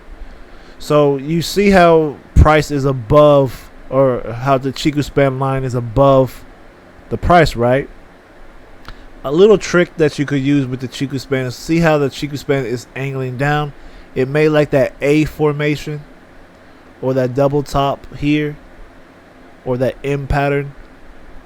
So boom, right there. See how price broke underneath, or I said it's price. How Chiku span broke underneath the price right there. So if we put a line, let's copy that or clone it. Chiku span broke right underneath here. This is the candle that you would enter in on right there, and it makes sense because look at the previous candle. You have a shooting. No, you have a shooting star, which is a bearish price action candle, and then boom, look. It could be your entry right underneath there, or if you did take that, let's say you just traded the Chiku span. Once Chiku span breaks underneath the price, you could look for a potential short, and then boom, look right there. That's a short. If you took a short at that point, just using that one line in Ichimoku, boom, made you all that profit. But you have to have contingency. You can't just have one confluence. You have to have at least 2 to 4 confluences. We have only one. That's not enough. Well, if you're counting price action, then okay, that's 2. But let's have a third one, right? So let's look at that. Let's say we are looking for, our third confluence. Let's look at the market right here. We got a bearish signal there. We got a cross there. So we could probably start looking at that. Let's look at this one. We see that volume is dropping off heavy. So that's another one. And then look right here. Volume told you it was bearish, so you could have taken it right there. If you're taking a trade right there, let's say you enter there, right? That's your entry. Let's turn this to a green line for entry. Green line entry, and this is gonna be our stop loss. Remember, our stop loss is going to be at that fractal high, right? The last fractal high, so slightly above that. Entry, stop loss. Trade, you're triggered into your trade. Boom, made some good profit. Look what happened, and the market's still going down from what I said. Like I said, I do think we're gonna come into this level.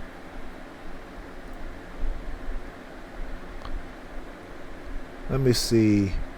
It hasn't even hit my first target yet from Monday live stream, so I'm still waiting on that. So let's see. Let's say if you took it on the hour time frame, right? See how we came underneath this level? The Chiku span came underneath. Let's see if you have some selling momentum. You got a lot of selling momentum. So let's see what candle you would enter in on. You would enter in on this candle, based off the hour time frame, and the stop loss will be up here.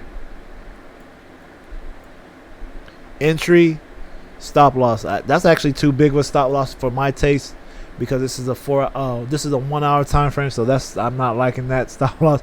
So I would probably move it, right above the candle that I entered in on. But you see where Chiku span's at? This is where it broke underneath completely, and it closed. And you gotta wait for that candle to close too. Entry would be there, stop loss there. Boom, look at the target, and we're still in profit. If you took the trade with me on Monday, you should still be in this trade. We haven't even hit target 1 yet. We're just getting into that zone. And I told you buyers are gonna start looking at this level. Overall target would be down here, like I said, but I'm gonna be cautious of this level because I know buyers are looking at this level.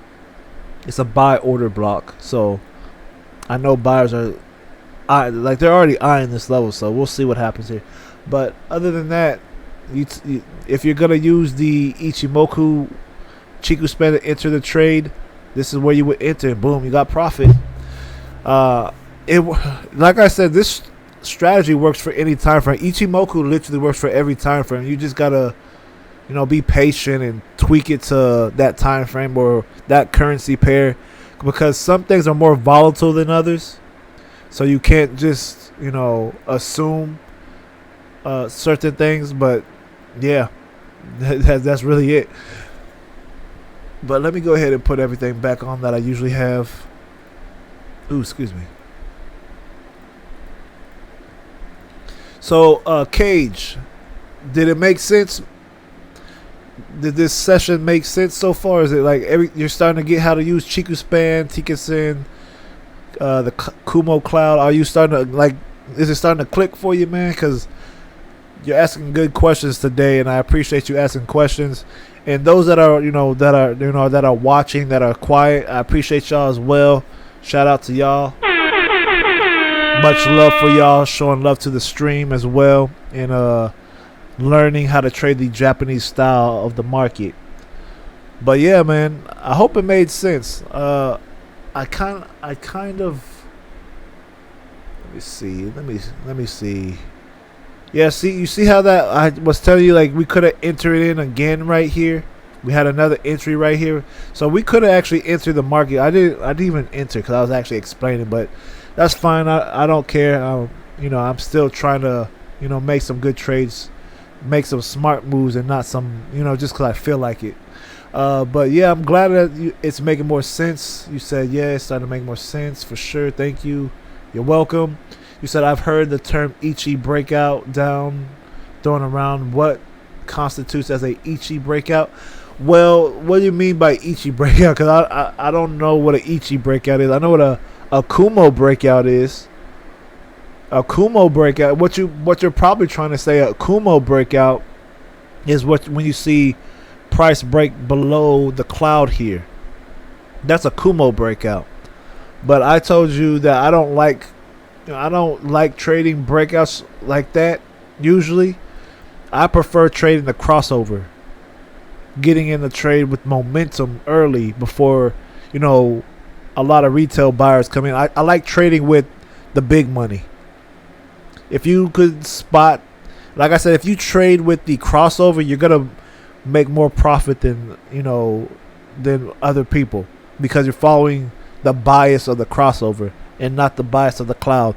So what you probably mean is the breakout of the cloud. That's what you probably meant. That's probably the term. Then there's also a Tinkinson breakout, which is also the price breaking below the red line. So that's also a thing too. So that's something to also consider. But there's like so many different strategies. I'll probably teach another strategy. I just wanted to go over like the basics of Ichimoku today, because I think like I said, I think a lot of people have a misconception that it doesn't work in traditional markets, but actually I think it works a lot more accurate. I just think people don't want to take the time to actually learn it, and that's the problem. And you see here how I told you buyers are looking at this area. Look, they're already trying to buy in here. I call this like Monday. But we still got like 15 minutes for this candle to close anyway, so momentum is still technically all bearish. But we'll see if we get a correction, and then I'll look to take a trade again, because right now it's not, I'm not seeing it.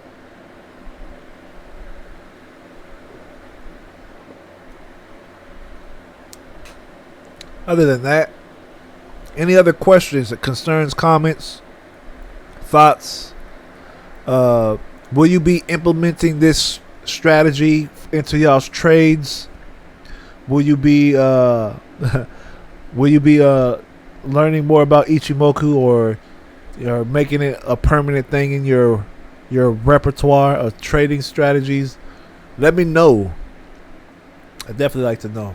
And if you haven't followed, feel free to follow the channel. I am going to be doing more educational sessions. I want to help people make money in the markets. I don't want you to just rely on me for trades and setups. I want to actually teach y'all how to fish for yourselves in the market. They say if you give a man a fish, you only feed him for one day, but if you teach a man how to fish, you feed him for a lifetime. And I'm trying to teach you how to feed yourselves in these markets and have y'all's own bias and own thoughts. Not my thoughts, but y'all's own thoughts and bias in the market. This is why I don't really follow other traders.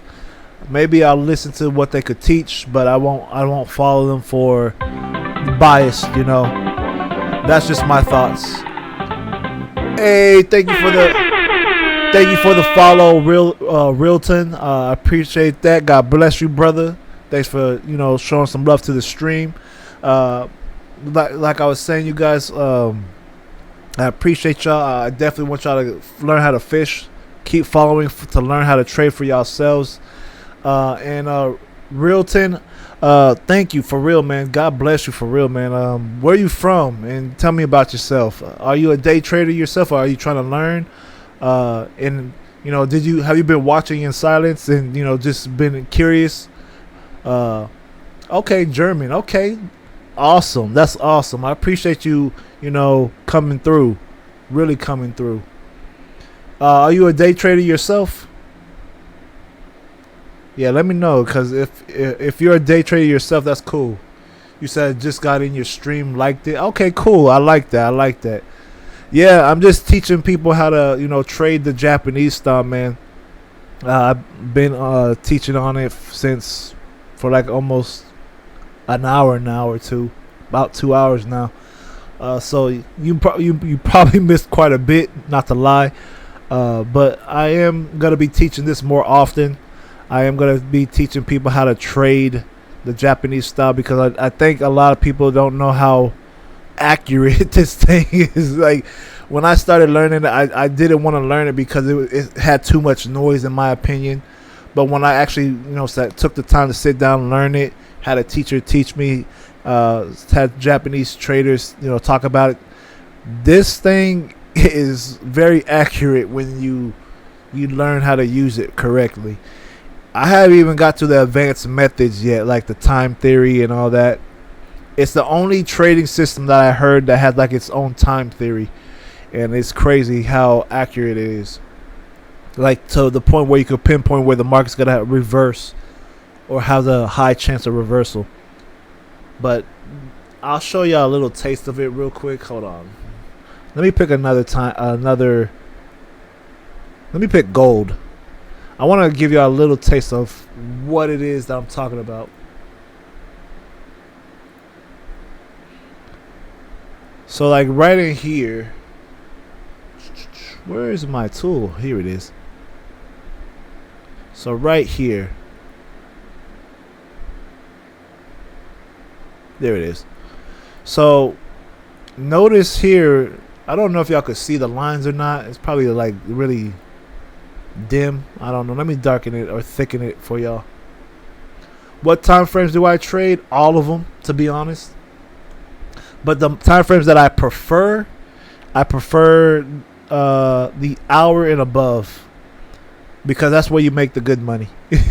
I'm starting to get into the lower time frames. I was telling Cage that I trade. I'm starting to get into trading like the 15-minute time frame and the smaller time frames, because I'm noticing how well this works on every time frame, the strategy. But not this one that I'm about to touch on a little bit right here. But this strategy that I've been talking about today, the TK crossover, works on pretty much every time frame. So if you look here, this is how crazy accurate Ichimoku time theory is. You see where these red lines are? I'm trying to make them as as visible as possible so for y'all to see it. But if you look at it, those are the points where the market has reversals. So you see here the market reversed on day 9. Market went down from here all the way down to this point. So that's some good profit there. So look here on day 9. Look what happened. Reversal. Market came down lower from here from day 9. On day 17, we had a reversal. Look what happened. Market went up, came out up to the resistance, made some profit. And this is a daily time frame too. Here on day 26, we had a reversal price action pattern. Look what happened here. If you took the trade on day 26, you caught this whole move on gold on day 26. Let me get this. You caught this whole move up on gold. So like I said, Realton, I trade pretty much every time frame. Wherever there's an opportunity, I'm going to trade it. I trade opportunities. I don't care about time frame. It could be the minute, it could be the 30 seconds, it could be whatever time frame. I don't care. If I see the opportunity, I'm taking it. If as long as it falls under my rules, I'm taking the trade. I don't care what time frame, as long as it follows my rules. But I that's what I like about trading this specific strategy style, because it works for every time frame. So like I said, you see here day 26. This is the Ichimoku time theory. It reversed. Boom! Look what happened. Market went up, and you would have made a lot of profit. This is a daily time frame too. Not no. This is not like a minute time frame or an hour time frame. This is daily, and you cut some mad profit on the daily. That's a 9% gain on gold. And that market moved 1,493 points. That's crazy. And you could technically still have been in that trade too, because just based off what I taught today, you're trading the crossover. If you were trading the crossover, let's say you took a trade here, triple bottom, price action, reversal day, boom, market getting up, came back in. You're still in this trade from all the way down here all to this point up here, because there's no bearish crossover. The market is still overall bullish. You got that bullish crossover. You don't believe me? Look here. Let me take everything off. Like this thing, Ichimoku is designed to stay in the trend as long as possible. If you stayed in the crossover, got in around the TK zone, here's your second entry right there, and you're riding this thing up. This is insane. Look here. Bearish crossover. This is a daily chart. Bearish crossover. Boom. We did get a crossover, a bullish crossover until way over here. But you should have been out by that time anyway. But look, bearish crossover is you're in the trade. Let's say you missed that trade. Here's another entry right here based off the daily, because you're going off the bias of the last crossover. Bearish entry here, short. This is where you look to take your profit, because you have price action over here anyway. So this is why I like this style. It's very powerful, and depending on what time frame you use it on, you could catch some nasty trades. You don't think it works still? I'll even go to the minute time frame and show you how it works. Minute time frame. Look here. Crossover. Make sure it makes sense. Boom, you're riding that crossover. You get out of the trade right here because you had a bearish crossover. You could have got back in again, but do you really want to be that greedy? No. I'll show you on a monthly time frame that this works. Y'all think I'm playing? Like, if you really pay attention to how this works, you could catch some really good trades on any time frame. Like, here's a good one going to the upside. Where's that crossover at? Dang, crossover is way back here. Bullish crossover. Market stayed bullish that whole time all the way up until that point. Never crossed over again until up here. So let's say if you missed that whole bull run, which was, that's kind of sad because that's a big run. But let's say you missed all that. You have a bearish crossover and you're trading the monthly time frame. Boom, just take that short. You're still in that short all the way up into here because you start to see, probably divergence at that point. Yeah, there was some divergence here. But you're trading the direction of the crossover. Is every crossover going to give you profit? No. Because I established that earlier. Some of them are going to be false. Some of them are going to be good. Like right in here, this was a bad one. I'll show you. Because the market's ranging between here. That's why I have fractals on here to stop me from getting into those bad trades. I could turn this light off now. Okay, there we go. Cool. But look here. Once you see this happening, look. We're ranging. Market is still overall bullish because, let me see. Yeah, bullish because the crossover was bullish. Still bullish. But look, we had a bearish crossover. But look here. Still in this tight range. But look what happened. Boom. Right there. Actually, it just got dark again outside. So let me turn that back on. But look here. Right there. Bullish crossover. Broke market structure of the fractal. If you don't believe that, then wait for a retest. It never retested, but just made new structure, then took off. But look here. Let's say you did take that trade. Have reasons why you take that trade. We had momentum in our favor. Momentum. Look at all that momentum. Look at all that buying volume. There's no reason why you should not even dare to not take that trade. You should take that trade here. And you would have caught all this. And this is the monthly time frame. How much profit this would have been on a monthly chart. That's a lot of money. This is a lot of money on gold. This is a 43.81% gain on gold. This is 6,339 points in the market. That's a lot of points trading one asset. If you get comfortable and confident enough to trade that strategy and have the psychology to hold it, you're gonna be able to make money that's crazy. I'm telling you, Ichimoku's is ridiculous. This is why I'm doing the $50 to 10K challenge. If you go to my YouTube channel, I did the same challenge. I did it from $50 to 15K. This what time I'm doing $50 to just 10K. But this strategy works. You just have to use good, like I said, the three things that you need: good risk management, stay disciplined, and trade levels. You do those three things, you're going to be a successful trader. I promise you. I promise you. Everybody always wants to, risk more than what they really should be risking. Don't do that. That's how you take L's. But anyway, I hope this strategy makes sense, because I showed y'all in multiple different time frames. I went from the minute time frame into the monthly time frame. Like, this strategy works for all time frames. If y'all still don't believe me, then hey, y'all, that's on y'all at this point. I don't care if it's a 6-hour time frame. Let's go 6 hour. 6 hour time frame. Look at the crossover. Just pay attention. It works. If you miss an opportunity, that's fine. Just wait till you get into the TK zone or a retest and then trade that retest. But make sure you stay with the bias of the crossover. So look here. Bullish crossover, right?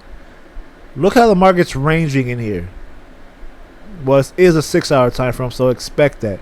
So let's say this. And this is why I say you'll probably lose a few, but you'll win the big one if you stay with the direction. Right, so we had the bullish crossover. I'm buying here, but look what happened. I lost this trade because you see the market had a bearish engulfing candle. We're still making support here. So I'm still going with the bias of the market. So let's say I lost. So I'm going to show you where all the entry points you could have. All right, I'm going to turn this blue for entry points. So that's one entry point. Here's another entry point. And here's another entry point. So you lost one, but you won this one and you won this one. And your stop loss will be underneath this Kijun level, or the last fractal low. So if you took this trade, it would have been immediate loss, because you would have got closed out here. If you took this one, put your stop loss underneath this level, you would have been good. Underneath the Kijun, you would have been good. You taking this trade, you would have definitely been good. So 2 winners, 1 loser. So 2 out of 3, that's a win. And look how much profit you made on the 6-hour time frame. Let's look at another one. Still, overall market still bullish. Let's see. Bullish. This was a bearish crossover, but it had a immediate bullish crossover. So this one's a loser here. It wouldn't even take a trade here, because you get in price action rejection here. So you don't want to trade right into resistance. So you want to wait. So look here. So here's another thing, right? So the last crossover is bullish here. See that? But look what happened. Price broke underneath here. Just because price broke underneath the red and the blue line does not mean always that you're bearish. Trade the bias of the crossover. And let me show you why this happened, why the market held here as support. Look what happened. We have an order block here. to also confirm it. And if you missed that, let's say you missed that, you didn't see that order block. The fractal also told you, this fractal level told you to look for the buying opportunity anyway. So once we got into this level, you look for your buys. You see rejection, rejection, rejection, pop. You look at the bias of the market. Bias is bullish. You could actually put a buy entry right here, right above this level. It's a hammer candlestick. So look at the bias. Look at this. Really break this down in your head real quick.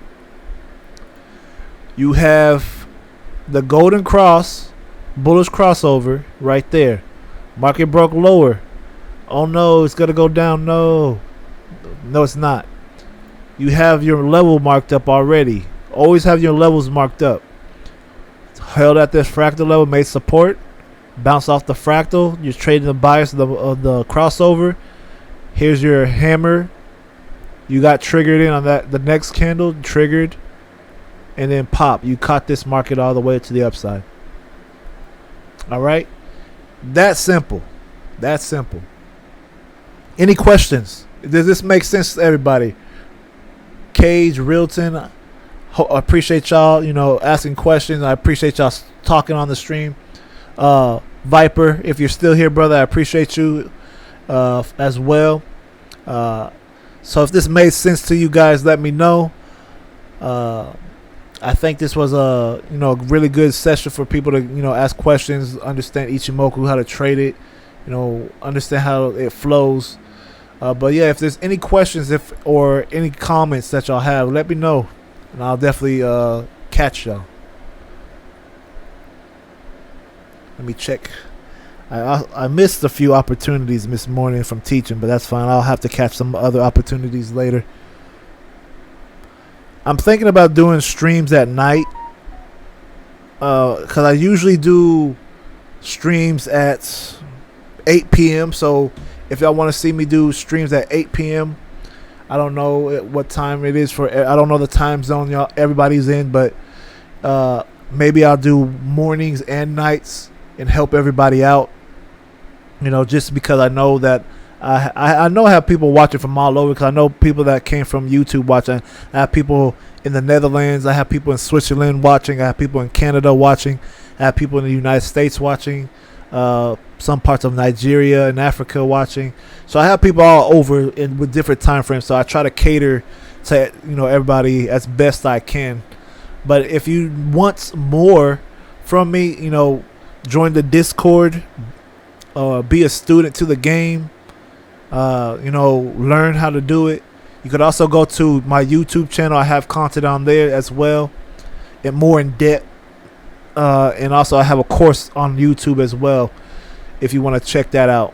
And the course, if you want to see my course, the course is only like $29, and you get exclusive access. And if you want, I think it's $29. And then also I have like a $49 course as well on YouTube as well. So you could check that out. It's very cheap. I don't like charging much, because if you're making money, like, I really believe in my stuff, so I'm not gonna charge crazy amount. So yeah, check it out. If you want to be part of Discord, Discord's free. Joining the student section of Discord is not, though. Eventually I'm gonna make this Twitch more interactive, so if you want to follow me on Twitch, help me out to grow, so I could hit affiliate, so I could give y'all some even better content. I would definitely appreciate that as well. I try to do some crazy stuff for you guys. I'm gonna start doing giveaways once I start growing as well. I want to do some and I also want to do some gaming content as well. I play Apex a little bit. Some of y'all know I play Apex, but I mainly day trade. I prefer teaching people how to make money from trading. That's my personal thoughts. Let me see. You said, can you use Ichi to find micro tops and bottoms? Elaborate on what you mean, because yes and no. I'll say yes, and the reason why I say yes, I'll show you what I mean by that. Because let me go to Bitcoin, because I actually called the Bitcoin back in 2020, like when COVID was happening. I don't know if I could say that because of well, anyway, I said it anyway though, so I don't care. But back when COVID hit its peak, I called the top and I called the market to short from up here. So yes and no. And the reason why I say yes and no is because you're not always going to catch everything with Ichimoku. Ichimoku is not going to always give you every single detail of the market. It will give you like an idea of what the market's going to do. But I'll tell you why I called the market to tank from up here to where it is now. I still haven't hit my second target for Bitcoin. I called the market from way back in 2021 here. 2020 was when I was like, okay, market's got to start acting up. But here's was when I really called this short. Let me explain. Let me rewind and show you my thought process on why I believe that was the case. So two things happened here. So I started to see that the market made like a double top here, right? So, and I started seeing like rejection here. Ichimoku wasn't really giving me that kind of information. Let me put it on the cloud too, because Ichimoku was telling me that this was overall bullish because of crossover. Now I told you there's only one thing that I'll break that rule for. I have two fingers up, but look here. There's some divergence here. Look at this. Market's making higher high. Oops. Let me redo that. Market was making higher high on Bitcoin. And I said, okay, cool. That's cool, cute. But I don't think market's going to do that. But look here. This was making lower highs, while this was making higher highs. So there's a contradiction. This is bearish divergence. So I said the market's going to crash. And then look what happened. People thought I was crazy when I said it. I lost 1,000 followers on on Twitter. I was the only person saying the market was going to crash. And I was like unknown. Nobody knew who I was on Twitter. I had a small follow. I had like 6,000 followers at the time, and then I lost like 1,000 people in one day on Twitter. If you don't believe me, go to my YouTube, go to my old Twitter account. My old Twitter account got banned, so I had to make a new Twitter account. Follow me on Twitter. I'm starting to get back on Twitter. I'll type in exclamation points. Actually, I'll do it for y'all, so y'all, because y'all people don't do it. So let me do that. So you can follow me on Twitter at Catchy the Enigma. My other Twitter account was Overflow Nexus. So but anyway, I can't even get on that account no more because it got banned because I said some. I'm very controversial. I talk about everything on here. I don't care. I talk about politics. I talk about religion. I talk about just everything. I'm not shy to talk about everything. People are so sensitive nowadays. People are scared to talk about anything because people are going to be offended. What happened to people coming together and talking, getting understanding from one another and learning from one another the differences? So I have my opinions and my thoughts. Whether I agree with someone or disagree with someone, I'm going to speak my mind. And, I'm going to still show respect at the end of the day, but I'm not going to, back down from my beliefs and my thoughts and that. But I talk about everything. So if you hear me talk about something on this channel, there's a reason why. I talk about literally everything. But anyway, that's why I'm different from other channels and stuff. I think, it's a lot more to talk about. But here, look what happened. Look at using the same strategy that I taught y'all earlier today. Look at the crossover was bearish. Made a correction. Entry right there, or entry up here because of price action. Gave you that evening star. Boom, market dropped. Look how much profit you could have made trading this crossover direction. I'm telling you, if y'all just learn this for real, you're gonna see how well it works. Realton, I didn't answer your question. You said, did you change anything on Ichimoku configs? No, I didn't. These are the basic settings. These are the default settings of Ichimoku. So sorry, I actually have a video on YouTube explaining do not change the settings on Ichimoku, because what Ichimoku does, it automatically adapts to that market, whether it's a 24-hour market or 24/7 market like crypto, 24/5 market like forex, or whatever the case may be. But this is why I made a video on YouTube saying do not change these settings on Ichimoku, because it automatically adapts to the market that it's traded. But if you had traded this up here, and Viper, you know what's up, man. What's up, man? The vibes. But if you look here, look at this. If you had traded this, what I taught you today, this would have been your Bitcoin entry, and you would have caught this whole thing down.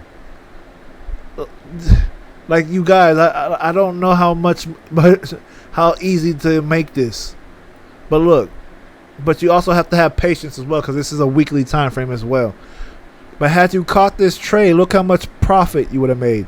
This was a 59% gain on Bitcoin, and that was 23,329 points. That's a big drop in the market. I don't know anybody else calling moves like this. And if I have the receipts, y'all, I have the receipts. Just because I'm a nobody on social media don't mean I don't got the juice. I've been telling people for a long time, pay attention to these markets.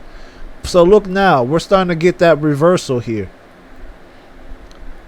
Look here, weekly demand zone, Buyers are coming in here. We don't have a bullish crossover yet. But that's what I'm waiting for. Market is still bearish. Don't get me wrong. Until this crosses over, we're still bearish, and we still haven't broke this resistance here. So that's why I say I don't know yet, and I'm still confident that the market's gonna move lower for Bitcoin. I still think it's gonna hit 10K. I still think it's gonna hit 7K. I might be wrong, but cool, whatever. Everybody's wrong at some point in day trading, but I still my real target right now is 12K. Once it hits 12K, that's when I'll start being like, okay, I'll start backing off. But I do think we're gonna hit like 7K in here. I don't think it's gonna hit down here. These are like negative numbers. That would mean Bitcoin would have to die completely for us to hit these, but I don't think that's gonna happen. But yeah, I do think we're gonna see, price move lower. Let me show you partly why. Here it's showing that we're bullish, but we're still underneath the 50 level, and that's giving me strong signs of the market being bearish. So I'm bearish until the market proves me wrong. I'm still bearish until we get a crossover. I'm still bearish, and even if we do get those things, we still have a lot of market structure that needs to be broken here anyway. We still got this weekly OB that needs to be broken, and we still got this weekly fractal that still is being rejected. We're still getting rejection here. We still haven't hit this fractal level. We have too much resistance above us right now to call a bull market. Now, if it does become a bull market, the highest I have this going is like around 30K. After we hit 30K, I'm looking to short this, but I don't know if we're gonna even get there because we're already struggling right now. And the overall direction is bearish because of that crossover. So that's why I don't really, I don't really get into the hype when it comes to, people's perspective on the market. I look at the market differently. Others look at the market differently. So we're all gonna have clashing thoughts towards the market, but that's how I trade. That's what I look at. I hope this was a good introduction to Ichimoku today. I hope y'all really got the breakdown. Y'all follow me on Twitter. Follow me on Twitch if y'all haven't already. I'm teaching y'all how to be fishers in the market. I really want y'all to really get this because I think it's time for people to really learn how to make money and not, fall for the traps that. And just to let y'all give y'all a background. I've been day trading since or learning how to trade since 2015, right? So I didn't take it serious until maybe 4 years ago. So really that's not saying much. I really didn't take it that serious. So when I start seeing how trading changed people's lives, I'm like, okay, maybe I should take this stuff more seriously. Maybe I should look at this a little, whatever. Because I was working the 9 to 5, I was working in the warehouse. I worked at Walmart. I did physical labor. I was also a personal trainer too. So, and I made stupid decisions too. I told y'all the last time the cartel story. I'm not gonna go into that again because people like to talk. And I told y'all today's scripture was mind y'all's business. If y'all weren't here for the scriptures, 1 Thessalonians 4:11, where the scripture says mind your business. Even God tells y'all mind y'all's business. If I gotta read it again, I will. But anyway, long story short, I got into some troubles 7 years ago from making stupid love decisions. I got involved with a cartel member's wife. Never again. Never. Not gonna do that again. And also I give wisdom to young men too.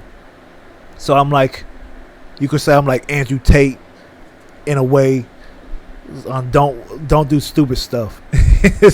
Be a man. Don't do stupid stuff. Make better decisions. Cause I live some bad decisions. I'm trying to give y'all some wisdom. Do not make the stupid decisions. As a man, you can't make this you can't afford to make too many bad decisions as a man, because it's gonna cost you a lot more than. And this is not being misogynistic or whatever, but it will cost you a lot more than it is to be a woman. Because women, they can make bad decisions. Yes, it will cost them, but there will always be a man to catch their hands.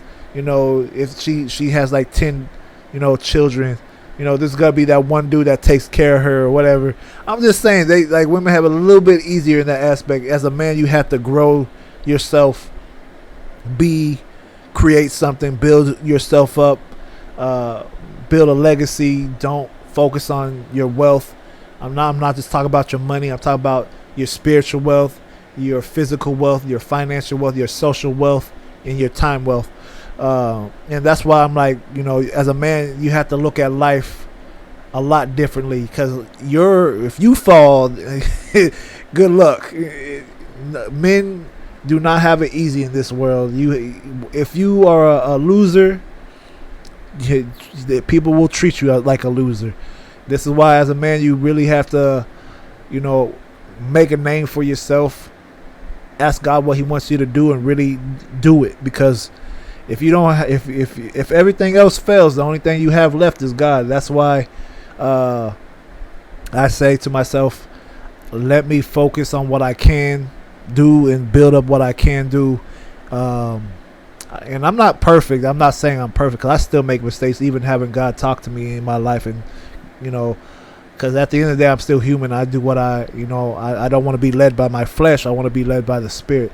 So I try to make decisions based off looking at it long term.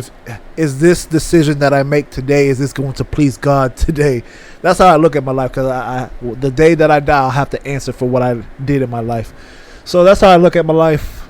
I try to make the best decisions, try to give us as much wisdom as possible, what to avoid, what to do. And at the end of the day, you're your own man. Be your own man.